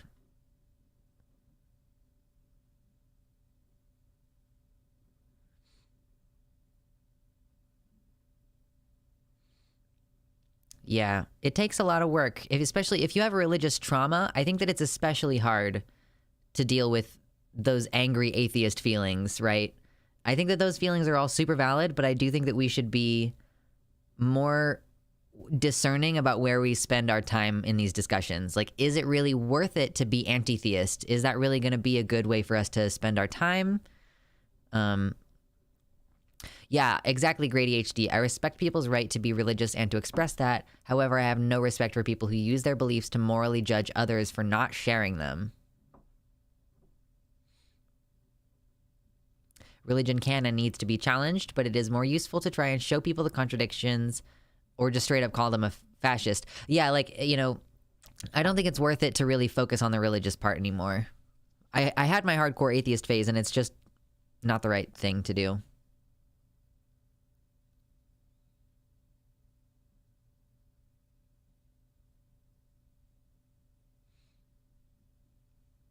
Interesting. The fascism in Italy right now is not one that has tied in religion with it. Religion makes it a lot easier to do a fascism. I'll say that for sure. I drank too much milk and now my tum-tum hurts. No. Okay, we're going to do a little bit of a stun lock right now. Like a little bit of a, like, we're between segments. It's fine. We're just going to do a stun lock real quick because does anybody else out there have an upset tummy? Not like this second, but like generally. Anybody out there have upset tummy? Do you have the grumblies? Do you have bloats? Do you find that your poop consistency is like pretty soft most of the time? That's like the thing that sucks. Like, do you keep, raise your hand if you keep wet wipes in your bathroom? Anybody else? Anybody else keep wet wipes in their bathroom? Right? I like can't take a shit anywhere that's not my house because I need to use like rolls and rolls and rolls and rolls. Wet wipes do flush. They do, and I know this because they started falling apart while you're using them. Like, they changed the formula. I used to throw them in the trash, but then they changed the formula, and they do actually break down in fluids now. So, but you can throw them in the you can get wet wipes and then throw them in the trash. That you can do that. You know, it's fine.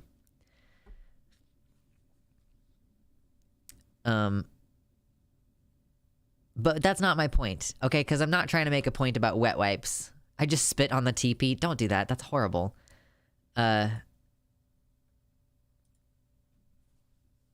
anyway, yeah, so my point in bringing that up is that I was thinking, like, I don't know if I have IBS, okay? I don't know if there are any specific, like, if there are any specific things that make my tummy upset, because I haven't really tried to figure it out. IBS stands for irritable bowel syndrome. It's like a really broad catch-all term for kind of unspecified bowel problems. You know, there are specific diagnoses like Crohn's, but Crohn's, you know, is a very specific thing. So, yeah, I know Hank Green recommends Metamucil for IBS. I was thinking about getting on, a fiber supplement. That'll probably be a good way to start. But I was looking a little bit at like the diet. Like, what do you do when you need to eat foods that are better for your tum-tum? Okay. I looked it up. Like, low FODMAP is the one that I always hear about. And I was like, I'm going to check and see what it is. What are the kinds of things that you need to avoid if you're on a low FODMAP diet? Like, what does FODMAP even fucking mean? What FODMAP means, it's an acronym and I can't remember what it's an acronym for, but what it means is there are some foods that like don't digest very well in like the first part of your intestines. I can't remember which comes first. Is it large intestine and then small intestine? Whichever way it is, you like some of the foods that you eat in your life don't break down fully in that first part of your intestines. They break down in the lower part of your intestines. And because they spend longer in your body, and because of the things that are in those properties, they ferment. That's what the F stands for in FODMAP. You like generate gases because they ferment. And that's like the fundamental thing that you're trying to avoid. Like, if you have IBS, that's one of the things that you want to try to avoid, is the foods that won't break down in your upper intestines. So then I was like, okay, what kinds of foods are those? And my tiny bit of research that I did, y'all, here's what I learned. Here's what I found out. Here's what I learned. I'm probably gonna have diarrhea for the rest of my life, because I don't think that I'm willing to make the kinds of changes that you would need to make in order to do the low FODMAP diet. Yeah. FODMAP stands for fermentable oligosaccharides, disaccharides, monosaccharides, and polyols. So the kind of stuff that you would need to give up, you need to give up like dairy, obviously. Dairy causes a lot of people problems. You would need to give up. Here's the problems that I really had, because dairy is one thing. I do eat a lot of dairy. Here's the things that I cannot possibly give up. Those three things are Oh, you also, beans are another one, but that's separate. The 3 that I could not possibly give up are fucking onions and garlic. And wait, what? It was those 2 mainly. Like, it was those 2 mainly. Onions and garlic you would need to give up in order to have a low FODMAP diet. And I don't think I could live. Like, that's not living. That's not living to me. And it's really like, I just can't. I probably should try to cut those. Like, what I should do is just go full hog low FODMAP diet, cut out all of the FODMAPs, and then you gradually introduce them one at a time to figure out if you have a problem. Yeah. Like, garlic and onions, that's where flavor is. I can't. That's not even the root of my gut issues, but I still have to cut those out. I'm sorry, Violet Lane. I don't know if I could live. I didn't know those were a problem. Yeah, they just have that same thing that I was describing earlier where they don't digest in your top part of your guts. Grady HD, I guess you don't have IBS. Like, if you can eat a whole onion and a head of garlic in one meal and, like, you don't end up, like, shitting your guts out later, like, congratulations. Or, like, super bloated or whatever. Dairy, though, couldn't do it. Love it too much. I know! Garlic, I know. Pepe hands. Time for new guts. True. Time for new guts. I can't even. Cutting onions and garlic is fine. I hate both those things. Well, good for you. I'm glad. Personally, I prefer dairy alternatives because they don't go bad as fast. Yeah, I maybe should check out some dairy alternatives. Would it kill me really to drink, like oat milk? Probably not. I could probably try oat milk. I think the cheeses are the difficult thing to replace. For sure. I would rather die than unironically add quinoa to my diet. Quinoa is just a grain, isn't it? It's like rice. It's just a grain. Rice milk is really good. Okay. Some fresh veggies give me a lot of problems, like cucumbers and celery. You show me the titties on an oat. We call all kinds of viscous fluids milk, all right? We call all kinds of viscous fluids milk. You should try vegan cheese if you can. I've had, like, vegan meat, like soy meat. That's fucking delicious. You should not drink almond milk. Almonds are terrible for the environment. It's like a gallon of water to produce one almond. It's so bad. Where can I milk the magnesia? True.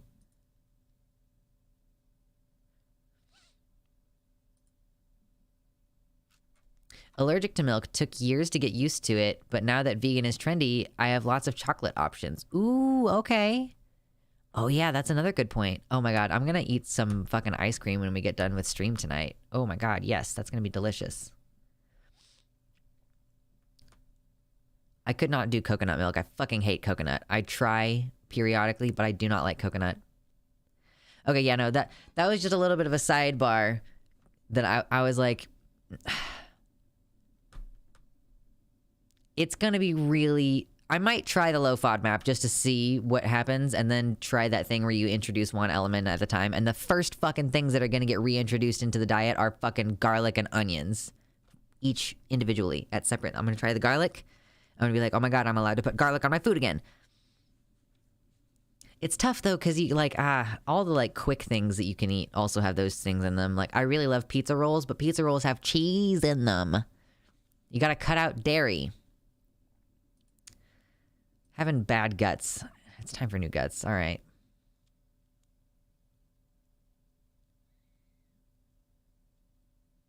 Based coconut milk is gross. Milk is gross. I just don't like coconut. I've tried. I'm vegetarian, but I can't imagine ditching cheese. Where's the vegan Gouda? Asiago? Munster? The variety of cheeses. I'm sure that vegan cheese is good for whatever it's trying to emulate, but I don't think it's going to have nearly the variety. I don't love egg rolls. Maybe if I made homemade egg rolls, I could like them better. The Parmesan, I know. Vegan cheese isn't emulating anything. Okay. Coconut titties now. I know coconut got titties now too.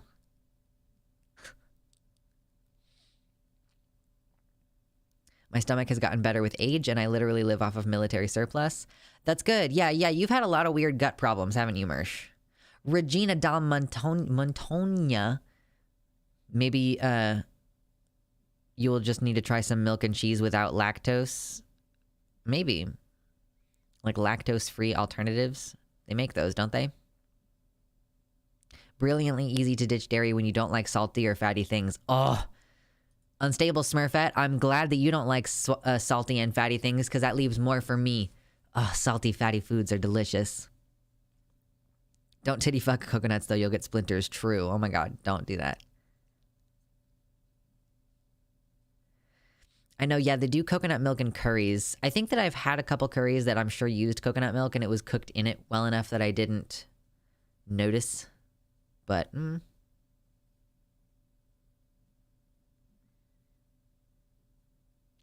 Beans to me are tastier than most meat. Beans are also in the, like, you gotta cut them out when you're in the low FODMAP diet, though. You could do it for a stream, first time experiencing vegetarian and vegan foods. I guess I could, yeah. I do that kind of experimentation in my regular life, though. Like, I'll just buy meat alternatives to try sometimes. My digestive problems were related to hormonal imbalances. Once I got those under control, the stomach trouble stopped. You know, I was complaining about it before. I really thought that being on the IUD was going to, like, maybe stabilize my hormones somewhat and make it to where I wasn't, like, PMSing. But I think that I am still doing that. It's very irritating. I don't like beans. They feel empty to me. Oh, they're not, like, filling? They're not filling to you? As a rule, I try to always buy one new thing every month that I haven't tried before. I can't say that I'm that adventurous, but excuse me, every once in a while, I'll check out the vegan section of the frozen food aisle and see some shit on closeout or clearance, and I'll be like, oh, let's try that. Let's see how that is. I tried to give up coffee because of the amount of bowel problems I was having, and I just couldn't. That's a struggle too. I'm on decaf, and I have only the 1 cup a day. Okay, I gotta grab some more water, and then I'll come back soon. We still have a couple more things to talk about, news-wise.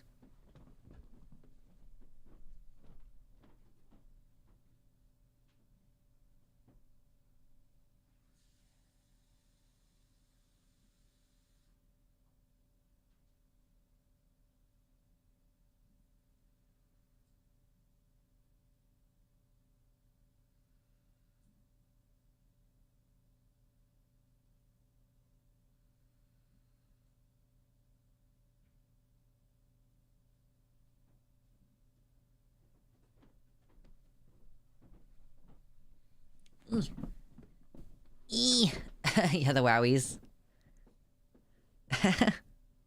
Scatter.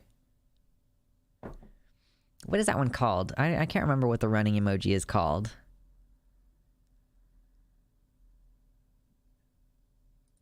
Peepo Run. It's called Peepo Run. That one.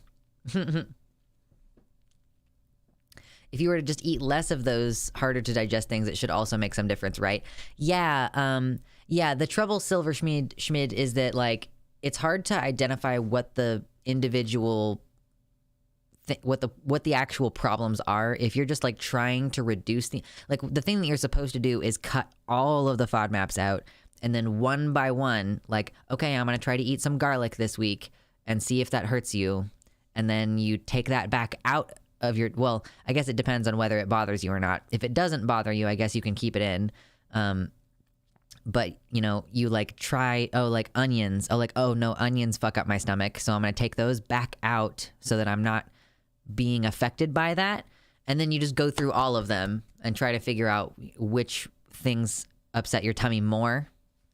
I have returned with Wendy's. Ooh, I got some hamburger meat out of the freezer earlier, so I think that's what I'm gonna cook that up in some form or fashion for my dinner. Maybe I'll make some mashed potatoes too.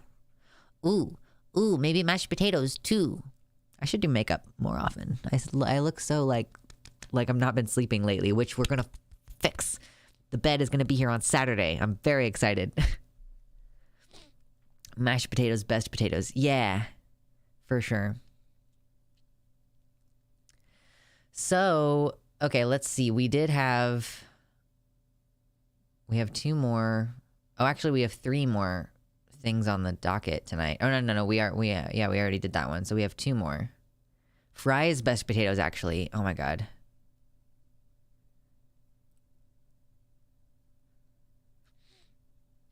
All the spicy nugs. All the spicy nugs. All the spicy nugs. All the spicy nugs. All the spicy nugs. It's not a matter of complete abstaining. In my case, I just reduce the amount of garlic or onions I have in a week to avoid flare-ups. Yeah, so it is a matter of complete abstaining while you're figuring out which foods are actually your trigger foods. Like, if you're eating like a small amount of dairy and onions and garlic throughout the week and a small amount of beans, I guess, in there, and then it's hard for you to say which ones are actually bothering you or not, because it could be that you're only sensitive to like one of those things. Yeah, but yeah, once you're able to identify those, you can have them in small amounts if you're willing to. It's not like, for me, it's not like I'm bleeding out of my asshole when I have IBS stuff. It's like, yeah, it's definitely more of like a just bloating and uncomfortable and cramps and really non-cohesive poops. Anyway, we've been on this for a long enough time that we're losing people. Okay, let's move on. Let's get on with this. I have no idea how long a stream is going to be tonight. I don't know if I'm going to go the full 3 hours or not. We'll see. My trigger food is straight up sugar. Oh no. Yeah, the poop talk's not doing it. I know. We got to stop talking about food because I'm hungry. I don't usually eat a big meal before stream. I snack a little bit, but I don't eat a big meal. So usually by the time we get like 2/3 of the way through stream, I'm like, I'm hungry. We got to stop talking about this.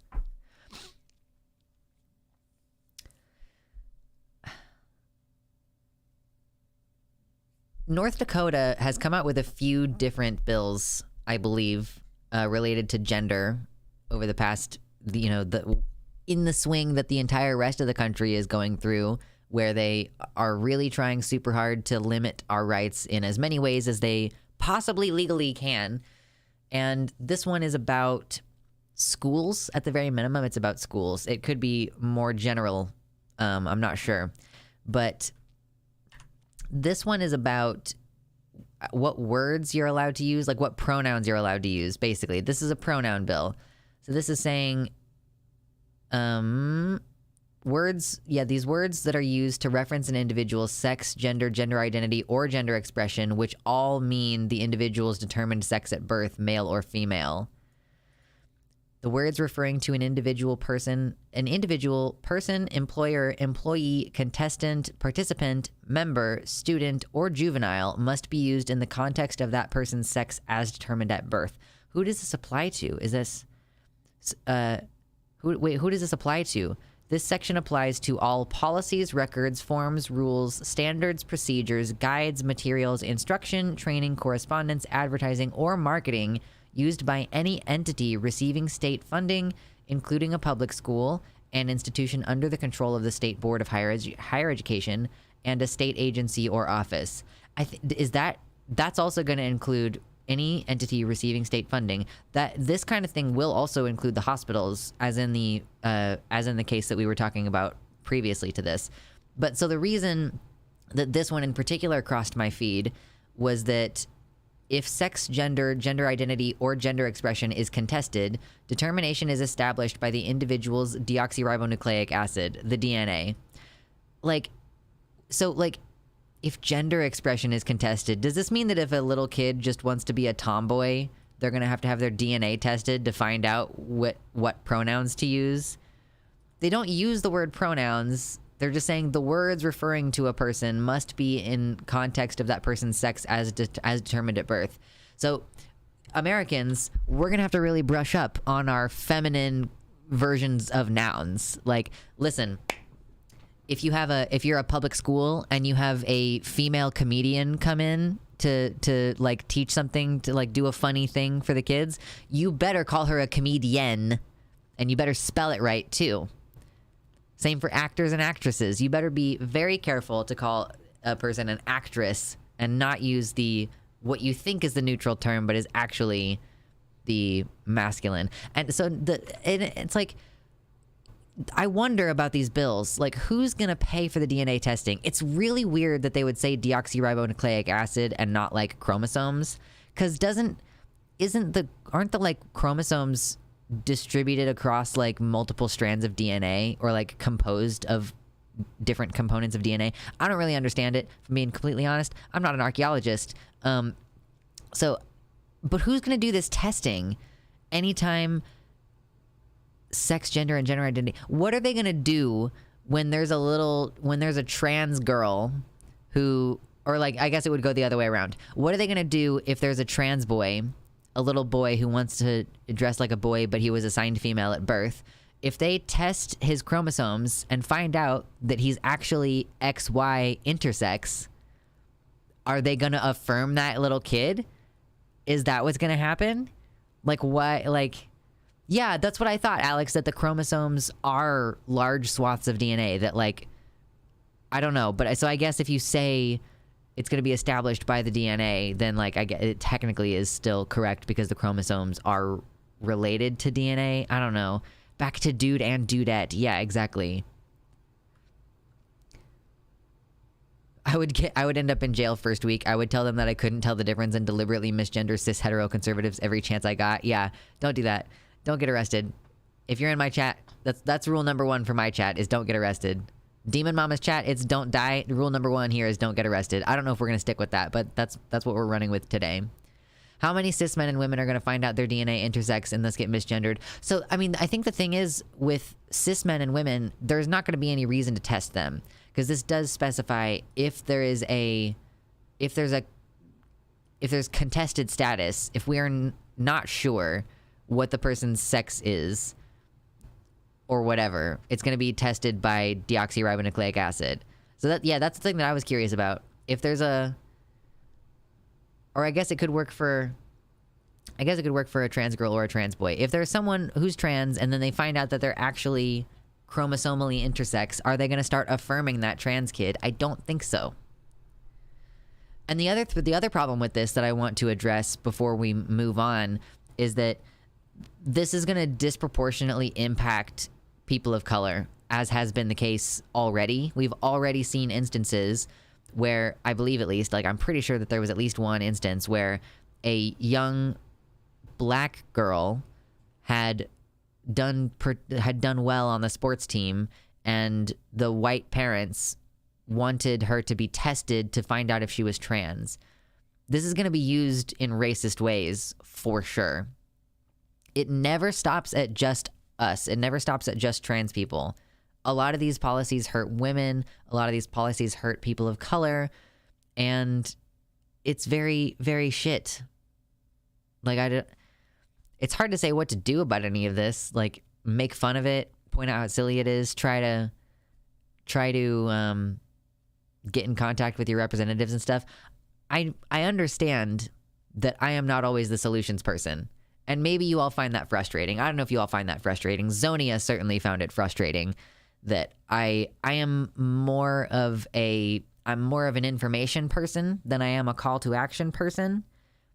And maybe we should work on that together collectively as a community.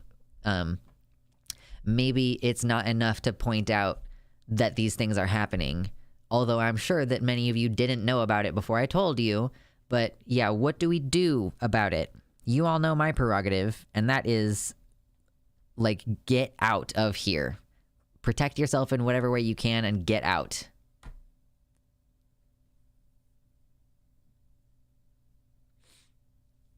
What annoys me about these pieces of legislation is that they were made out of complete ignorance. Do they do any research on sex and gender prior to creating these stupid laws?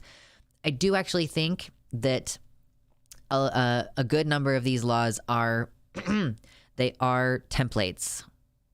Maybe not this one in specific, because this one is a little bit unique, but I do think that some of these other gender affirming care targeting trans kids laws, like, I think that those are templates. They're like copy pasted. They use the same verbiage, the same phraseology. You can kind of just tell that some political action group, like Focus on the Family or something, drafted this for them and then, Republican politicians across the country are just using those templates to make the laws everywhere. With little tweaks here and there, I'm sure. Little tiny tweaks here and there. I can't say who's crafting the templates, but it's very clear that some looking over the shoulder is happening. They're too consistently the same for them to be truly individual attempts. It's like obviously coordinated.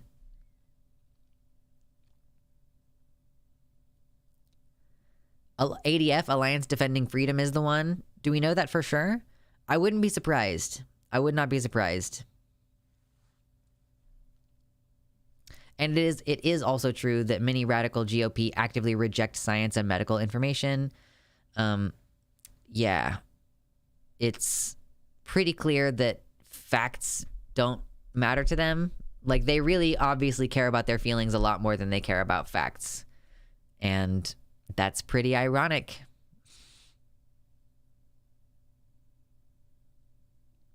If they demanded that I get my DNA tested, I would demand each and every one of the people demanding it do it first and publicize the results. I wish that would work. It would be cool if we could fight back. Oh well. I don't think we can. That's me. That's me. I don't think we can.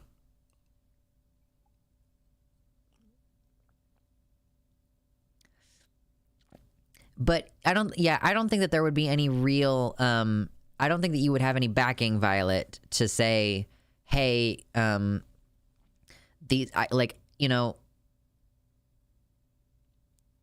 gonna pull the, oh no, I am by any reasonable person's definition, like, because you're the only person making the accusation as a trans person who is being scrutinized, and then you're trying to turn the tables on them. I don't think that would be enough reason for them to test the cis people. I frankly don't think that any white cis people are going to get tested in this way. Dernsid asks, or I can't, if that's like fucking Gaelic, I can't fucking talk Gaelic. Do you think that this will cause an interstate refugee crisis? It already has. We have talked about it on the channel already a bit. Couple times, really. It's already happening. There are already families in places like Texas and Florida who are starting GoFundMes and stuff and having to move across the country in order to be in an environment where their kid still has access to healthcare, and more importantly, in the case of a place like Texas, like, to ensure that their children will not be stolen from them by the government, because that's what's going to happen to them in Texas, where it's been criminalized to provide gender-affirming care. It's already a refugee crisis. It literally already is. Like, I guess the word crisis has a very particular meaning. There aren't very many yet, I don't think. I just think that if there is a single instance where trans people have to leave their home state because of very explicit restriction of their rights, like, that's any refugee situation within the United States is a crisis. IMO. It would be nice for refugees to figure out which states are on the edge, coordinate, and move there to tip them left. Yeah, refugees just need to get safe. Refugees don't need to be strategizing for how to become a martyr. Still not a genocide, clearly true.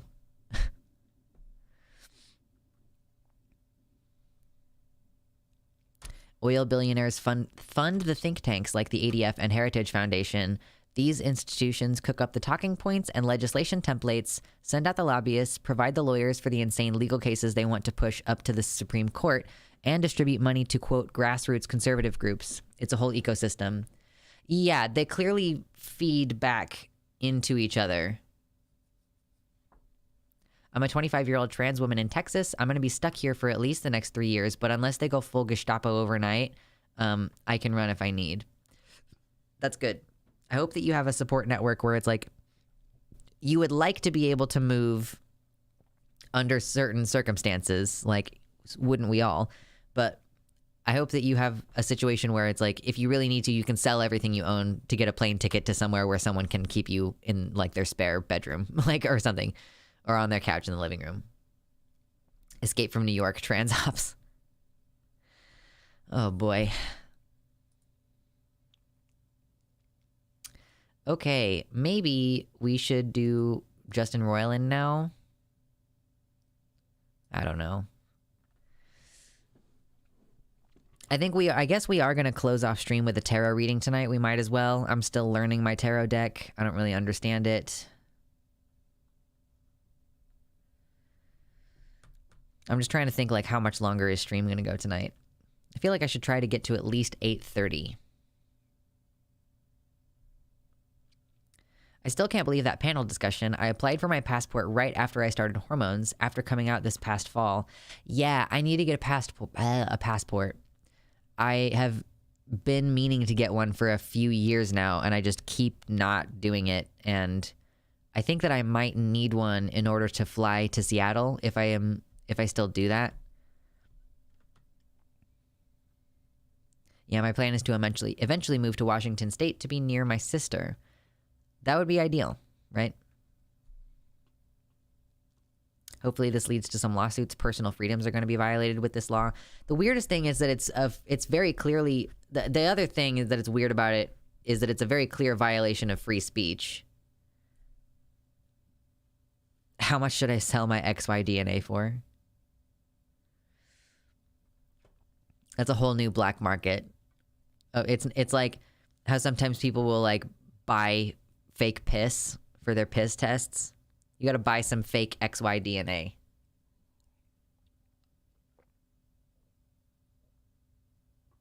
Good lord, okay. Yeah, the pee in a cup, exactly. Yeah, can you just bleed on this for me real quick? I just need like a couple of drops of your blood.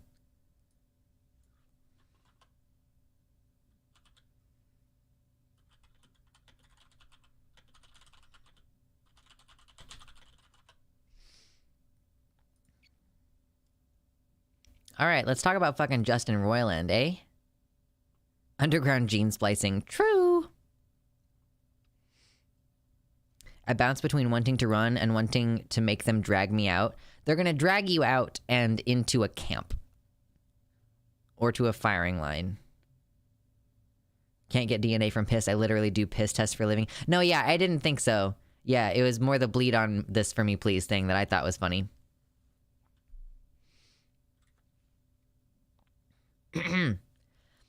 Maybe Skylar says, I mentioned in an earlier stream that I have a top surgery consult in a month that I was still unsure of. And I think the reason I'm still unsure of it is because of what's going on with trans rights. I live in Nebraska, and even though I don't think our state has any laws like that, I'm thinking in the future, our state is very red. I've seen people have kind of the opposite reaction to that, where it's like they... oh my god, my brain just etch-a-sketched. I've seen a lot of people who are like, I need to accelerate my surgery plans.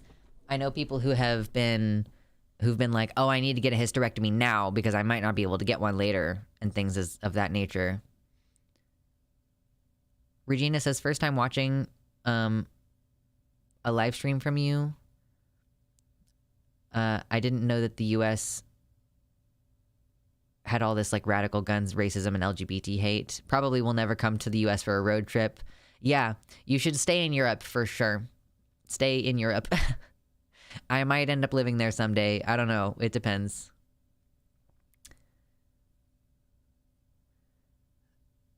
I agree that it's better to run. Yeah.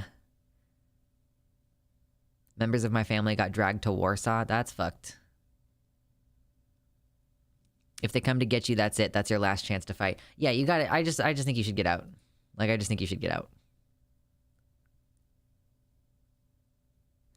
Anyway, if you're here and you're hanging out and you're enjoying hanging out, hit like for me on the stream. It's real easy and free, and it helps the channel. I very much appreciate it. I also really appreciate you all hanging out with me.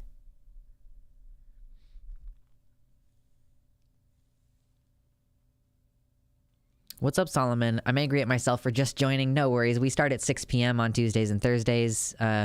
6 p.m. Central if you want to join us next time. Or come in on Sunday at noon. I have to say out loud that if they do what they intend to, they are complete, very bad word, live and let live, be happy and live good. Isn't that easier? Wait, what are you trying to say?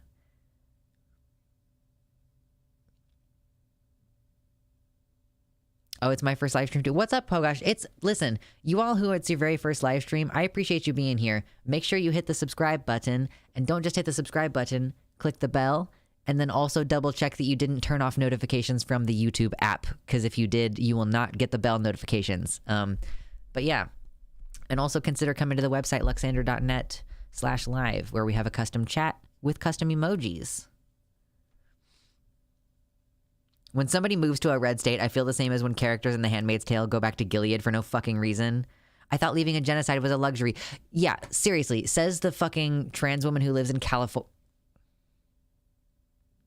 Zonia also wrote like snuff porn about gay fesh. So listen, like if I had known all of the lore about Zonia, why can't I super chat? You can't super chat because YouTube takes fully 30% of your money. If you want to give me a donation, there's links in the description that you can directly donate through me, to me through my website, and it won't take 30% of your, like, it's crazy the amount of money that YouTube takes off of your donations.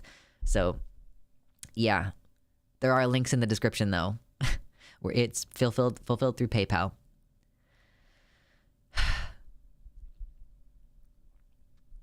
Holy shirt, that debate made my ears bleed. Yeah, let's not get hung up on the fucking debate again, okay? Let's not get hung up on the debate again. I was browsing Reddit earlier, and I noticed that there was a bit of news about Justin Roiland, and I think that this incident, I guess, may have happened in 2020, but they have just now, I guess, unsealed the court documents and things, and the news has come out. We have Rick and Morty co-creator Justin Roiland faces felony domestic violence charges. That's I mean, I guess I don't know that are there misdemeanor domestic violence charges? I guess I don't know if there is a distinction. Let's not get hung. Sorry, I thought this was a Luxander stream. Haha. Roiland has been charged with domestic battery and false imprisonment back in May 2020 after an incident with a woman he was dating, according to a criminal complaint. Holy shit. So Justin Roiland, the star and co-creator of the animated comedy series Rick and Morty, has been charged with felony domestic violence in Orange County, California, in connection with a 2020 incident, according to a criminal complaint that was filed in May 2020. He appeared in court Thursday for a pretrial hearing. So is this... Yeah, this article came out January 12. Is he just now appearing in court for the first time, like 3 years later? That's crazy. Roiland pleaded not guilty. Okay, so he pleaded not guilty in 2020. Roiland and his attorneys didn't respond to requests for comment on this article.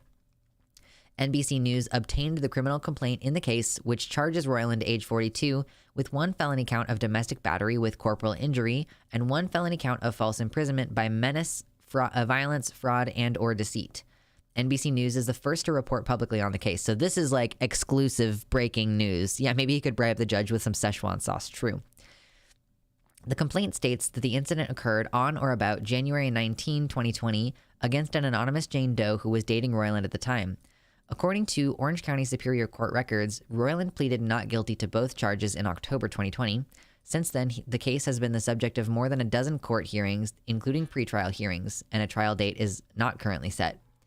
Many court records remain sealed, but the available public documents that were seen by NBC News say Roiland was charged in May 2020. He was arrested and released on a $50,000 bond in August 2020 and arraigned in October 2020. So he spent like several months in jail?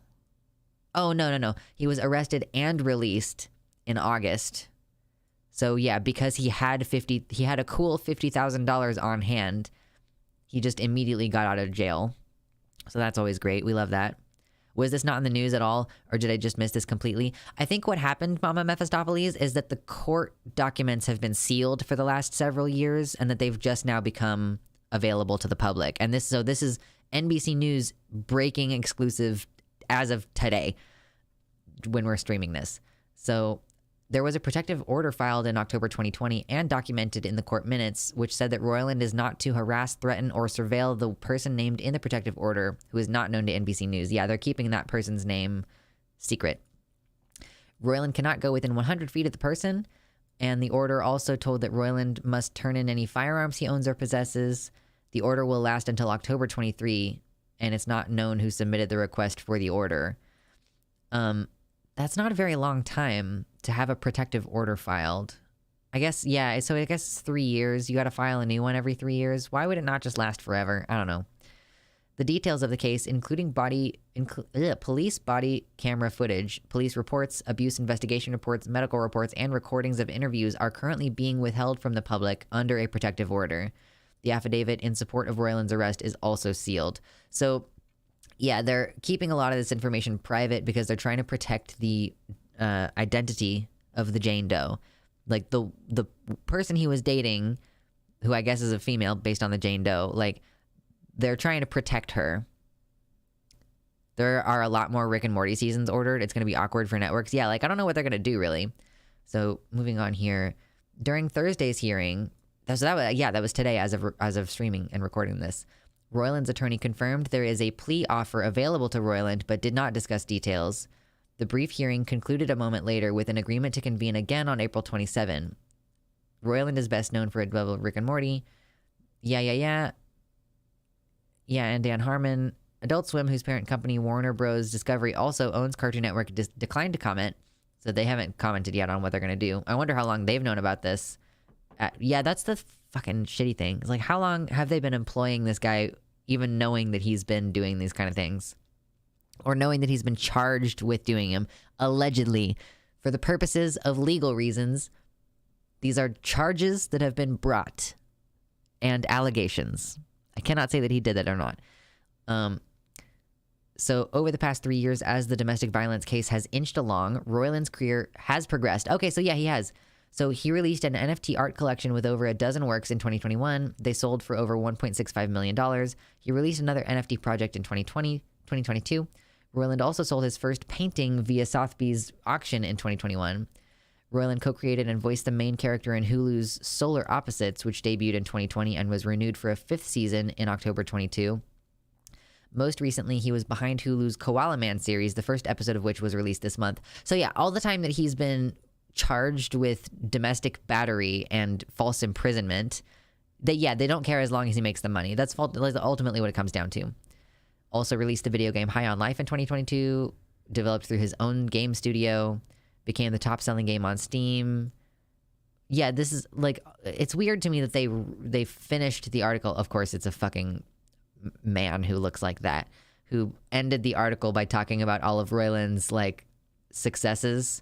Which, it's like, you could present that in a way that's like, it's kind of weird that his career has gotten this many successes I don't know. It seems more aggrandizing the way that this author constructed the article.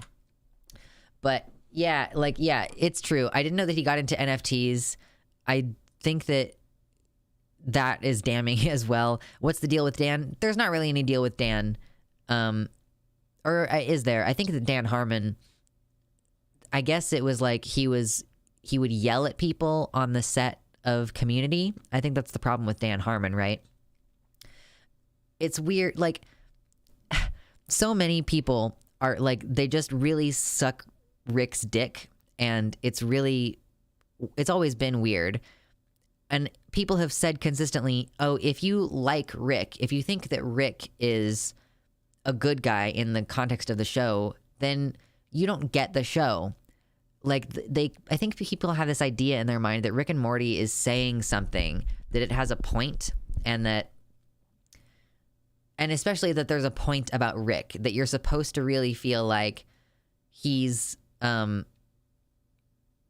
lacking in some way, that he actually is a bad person.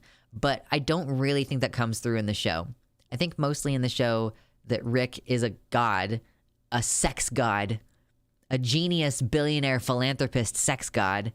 And I don't think that, like, I don't really know that the show has anything to say, especially of it being created by these two guys, like one of which is accused of felony domestic battery and false imprisonment, and the other one who had a reputation for being, like, verbally abusive to writers on his show on Community.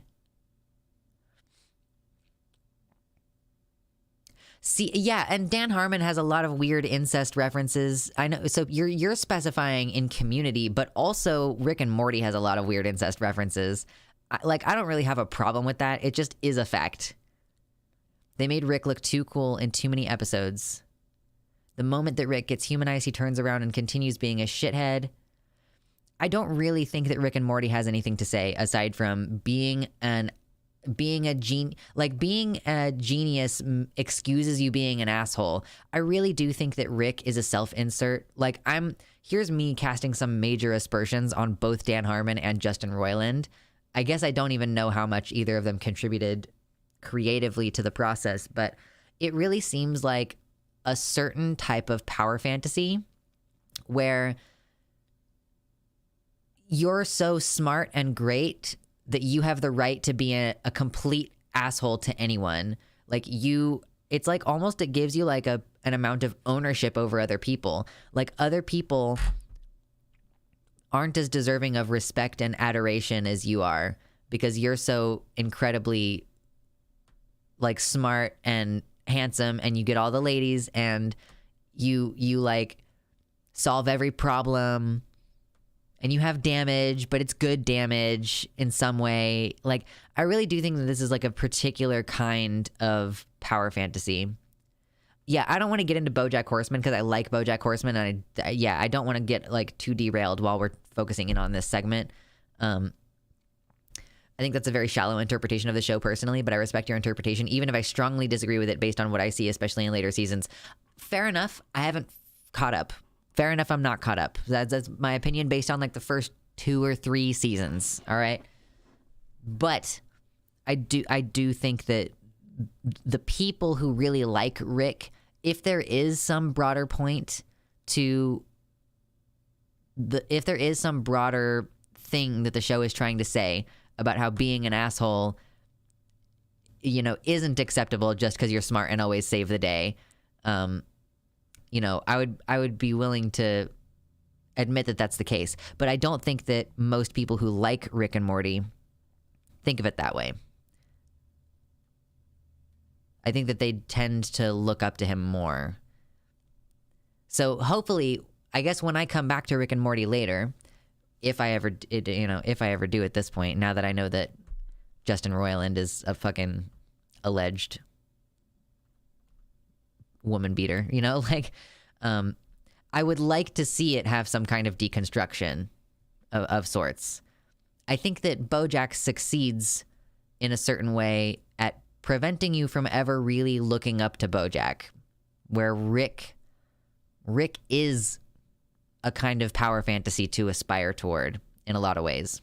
So I think it's unfortunate that people who create things that we love are shitty people, but there's not really much you can do about that. Does that mean there's a 40% chance Justin Roiland is a cop? Maybe. Google 40% cop and find out. All right. I guess we'll go ahead and cut the segment there, but we can keep talking about it if we want to.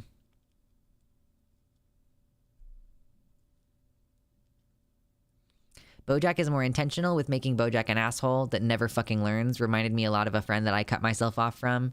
Yeah, Grady HD, how did you find the end of season 3? Did you like the end of season 3? Assigned cop at birth.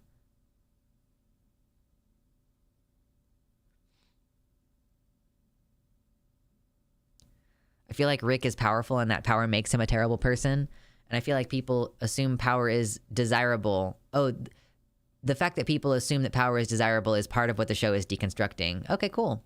What's up, Passion FM? BoJack video when... Listen. I will do it. I have the script. It's probably halfway done. I just haven't gotten back to it in a while. Yeah, Passion FM, you've missed most of the stream at this point. I don't have any other segments left for tonight. We can always do, a Horty's Choice if you all have something you specifically want to cover potentially.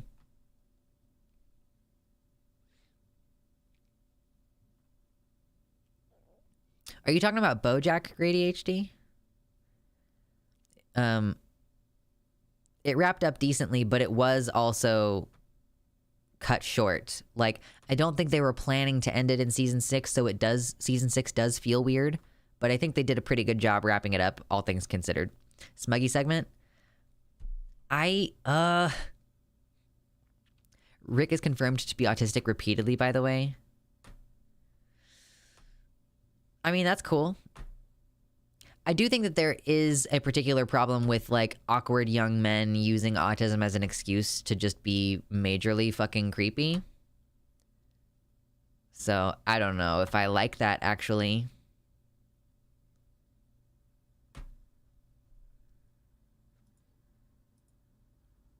And he's pansexual. Yeah. Honestly, I like Rick and Morty for how it pushes ideas to an extreme. Lately, it seems to punish or challenge Rick, and usually any issue with him is highlighted in the after credits, which, come on. Yeah? Yeah, I don't... Not saying that makes it good or bad. It's just worth taking into account that part of the things people attack about Rick are common attacks on people with autism. And the ableism towards autism often is mixed in when autistic characters do bad things, like Sherlock. I'm gonna have to watch the show. I'm gonna have to watch it in order to have an opinion about that. I think I also stopped watching past season 3. Wasn't at the end of season 3, spoilers, where there was evil Morty? Is that when that was? End of season 3? I really don't like that Rick is supposed to have autism. I actually don't like that. I don't think I like that. That's not what I want. But I would have to see it. What's up, Anansi? How we doing? Sorry, I'm still sick and missed most of the stream. That's okay. I hope that you start feeling better soon. We've talked about some news tonight. We're currently talking about Rick and Morty and BoJack Horseman a little bit. There's a lot of people who are extra critical of autistic characters for things they aren't as critical of in allistic characters. Do you mean when a character is explicitly autistic?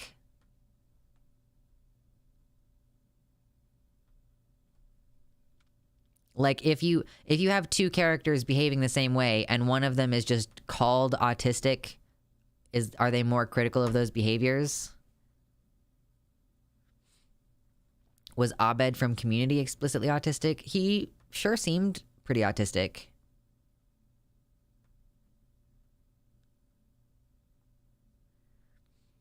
I feel like sometimes people with autism are accused of, quote, using it as a crutch when they never even say that or insinuate that that's true. Shitty people do that. Don't get it twisted. Yeah. Using it as a crutch. I guess. Rick seems socially aware enough to know he's being a shithead. We are socially aware. Autistic people are socially aware. We just don't understand why you all do things the way that you do.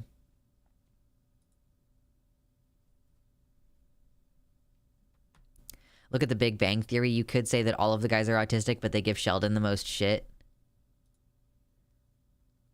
And people with autism can be abusive. That's true.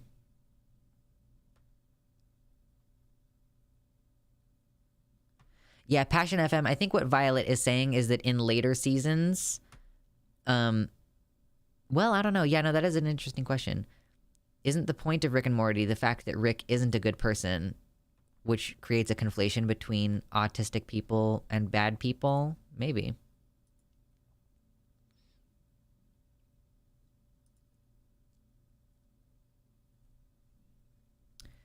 What if the shitty things autistic people do actually doesn't have anything to do with their autism? Yeah, it's just about, like, what kind of, I guess what kind of impressions that you're giving. Like, yeah, it would be great to have a range of different representations where, like, if trans people can play the hero and the villain, it'll be great. There's going to be a period of time where trans people can play the hero in some movies, maybe. Maybe. But we'll know it's real progress when we can play the villain in a way that we that we feel is good and wholesome and not like you are evil because you're trans. Do you know what I mean? Oh, my chat is reloading for some reason. Okay, hello, welcome back.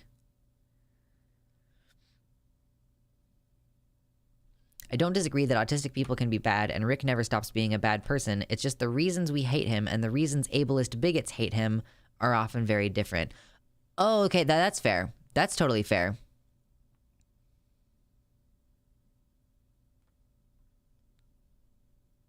He literally says he's the worst father ever. Yeah. I mean, BoJack also says that he's, like, shit. It's like... I don't know. Yeah, I guess that's like the difference between Rick and Morty and BoJack, I would say. I don't know if you've watched both, do you think this is accurate? Like, BoJack is a character who does actually want to be good. I don't think that Rick does want to be good. So the show, like, BoJack the show is about, like, BoJack's internal struggle with himself to try to be good. Whereas it seems like Rick is more often like having to be punished for being bad. And then I don't know. As the show goes on, Morty is more the protagonist than Rick, which is to emphasize that there are people with autism who aren't assholes and who grow as people. The difference is Morty is a lot like Rick, but doesn't do the shitty things Rick does. And he's shown to be at his worst when he becomes like Rick and loses his empathy. I mean, that's fair enough. I've seen those bits. Like, Morty is the worst version of himself when he is like Rick. So, that's fair. You could show how two people with, like, the same kind of fucked up family background can become different, like, diverge and become very different people. Holy shit, I'm talking so much tonight.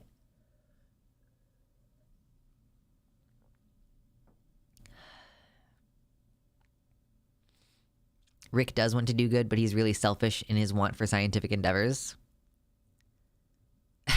I've heard that the incest has gotten ramped up in the more recent seasons with Rick and Morty.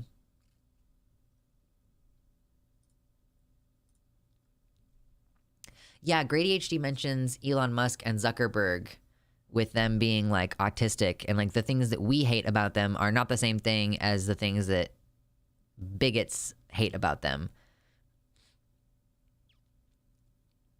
Although I will say that I was a little bit guilty of making fun of Zuckerberg for being like a robot, but I guess I shouldn't do that because people also say that my voice is really robotic, and I just don't understand what they mean by that because my voice has such a huge amount of like lilt and music and range to it that I just have never understood people who say that.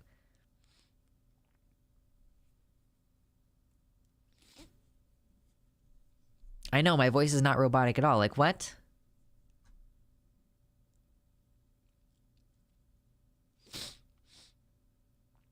His name is Naruto. Just use text-to-speech for a whole video addressing those complaints. Thank you, Pogosh. I appreciate. It also makes the fan theory that Morty becomes Rick even more fascinating because it implies that we lose our boundaries as we get more deep into our own ass and rationalize our own self-hatred. Yeah, I will be curious to check out more Rick and Morty, I guess. I don't know. It's like I wasn't super motivated to watch it before, and now that I know that Justin Roiland is like accused of fucking very serious crimes, like I don't know, man. I would read the comics more than the show. They have a fucking comics for Rick and Morty. I didn't know that. What's wrong with being deep in my own ass, right? Oh yeah, I keep meaning to check on this, and I keep forgetting. I want to check on the shipping for my new toy. Just while we're sitting here chatting. Oh my god. I forgot that I bought a bed earlier. Like, I was just like, nope, that has to happen immediately, and I did it. And now there's gonna be a bed here soon. So I'm excited about that.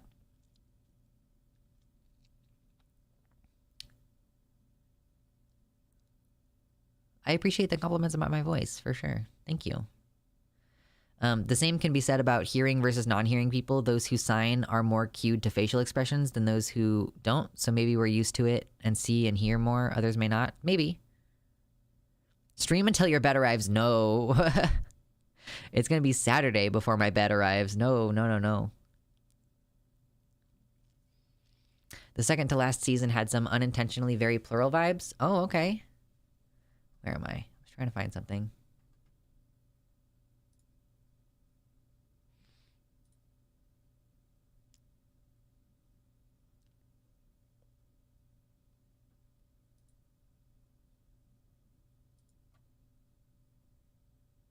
Oh, okay. Wait, what day is today? Ooh, expected delivery by tomorrow. That's very exciting. Okay.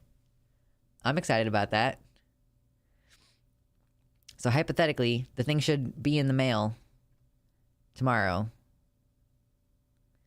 We'll fucking see. We'll fucking find out. I feel like it probably won't be here until Saturday, but fingers crossed. That's gonna be fun. I'm glad y'all are here with me while I do my girl juice shot. Get that girl juice. It sounds different when I used to call it boy juice. I would be like, I'm going to inject myself with some boy juice. And people were like, they did not know what to do.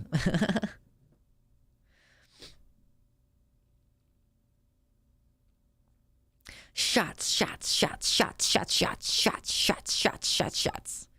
I'm going to get zucked for that. Someday, I think that this is already the case, actually. You're not allowed to, like, do that. You're not allowed. Shoes. Oh my God, shoes. I know. Listen.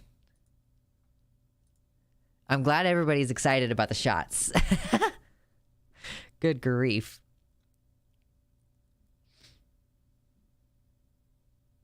Dick shots, true.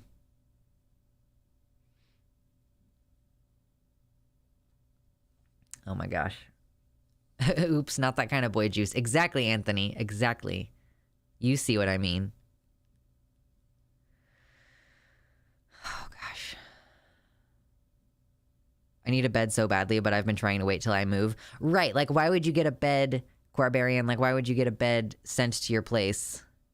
Why is Dick censored but Dix isn't? I know. It's very silly. We have the Dix emoji.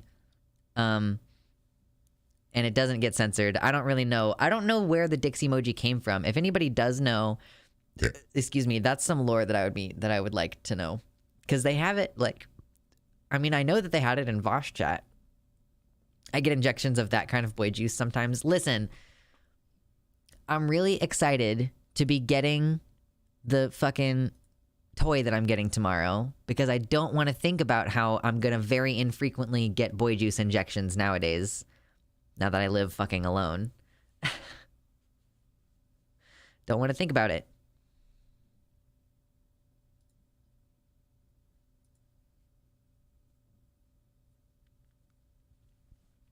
Titty Skittles is my preferred name for E. True. Ironically, that's called boy removal. Oh no. Doesn't Moral Oral have, like, awful fucking animation? I'm not, like, a huge fan of these gross, weird animation styles. Did you see that one time a scientific paper literally called it Titty Skittles? The scientific paper included a lot of different street names for it. Oh, it's claymation. Okay. It's been such a long time since I've thought about Moral Oral. I'm thinking of a different thing, I suppose. That's my bad.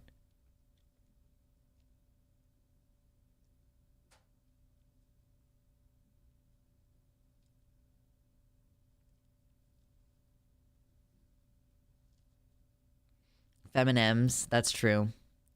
Frankenhole. What is Frankenhole?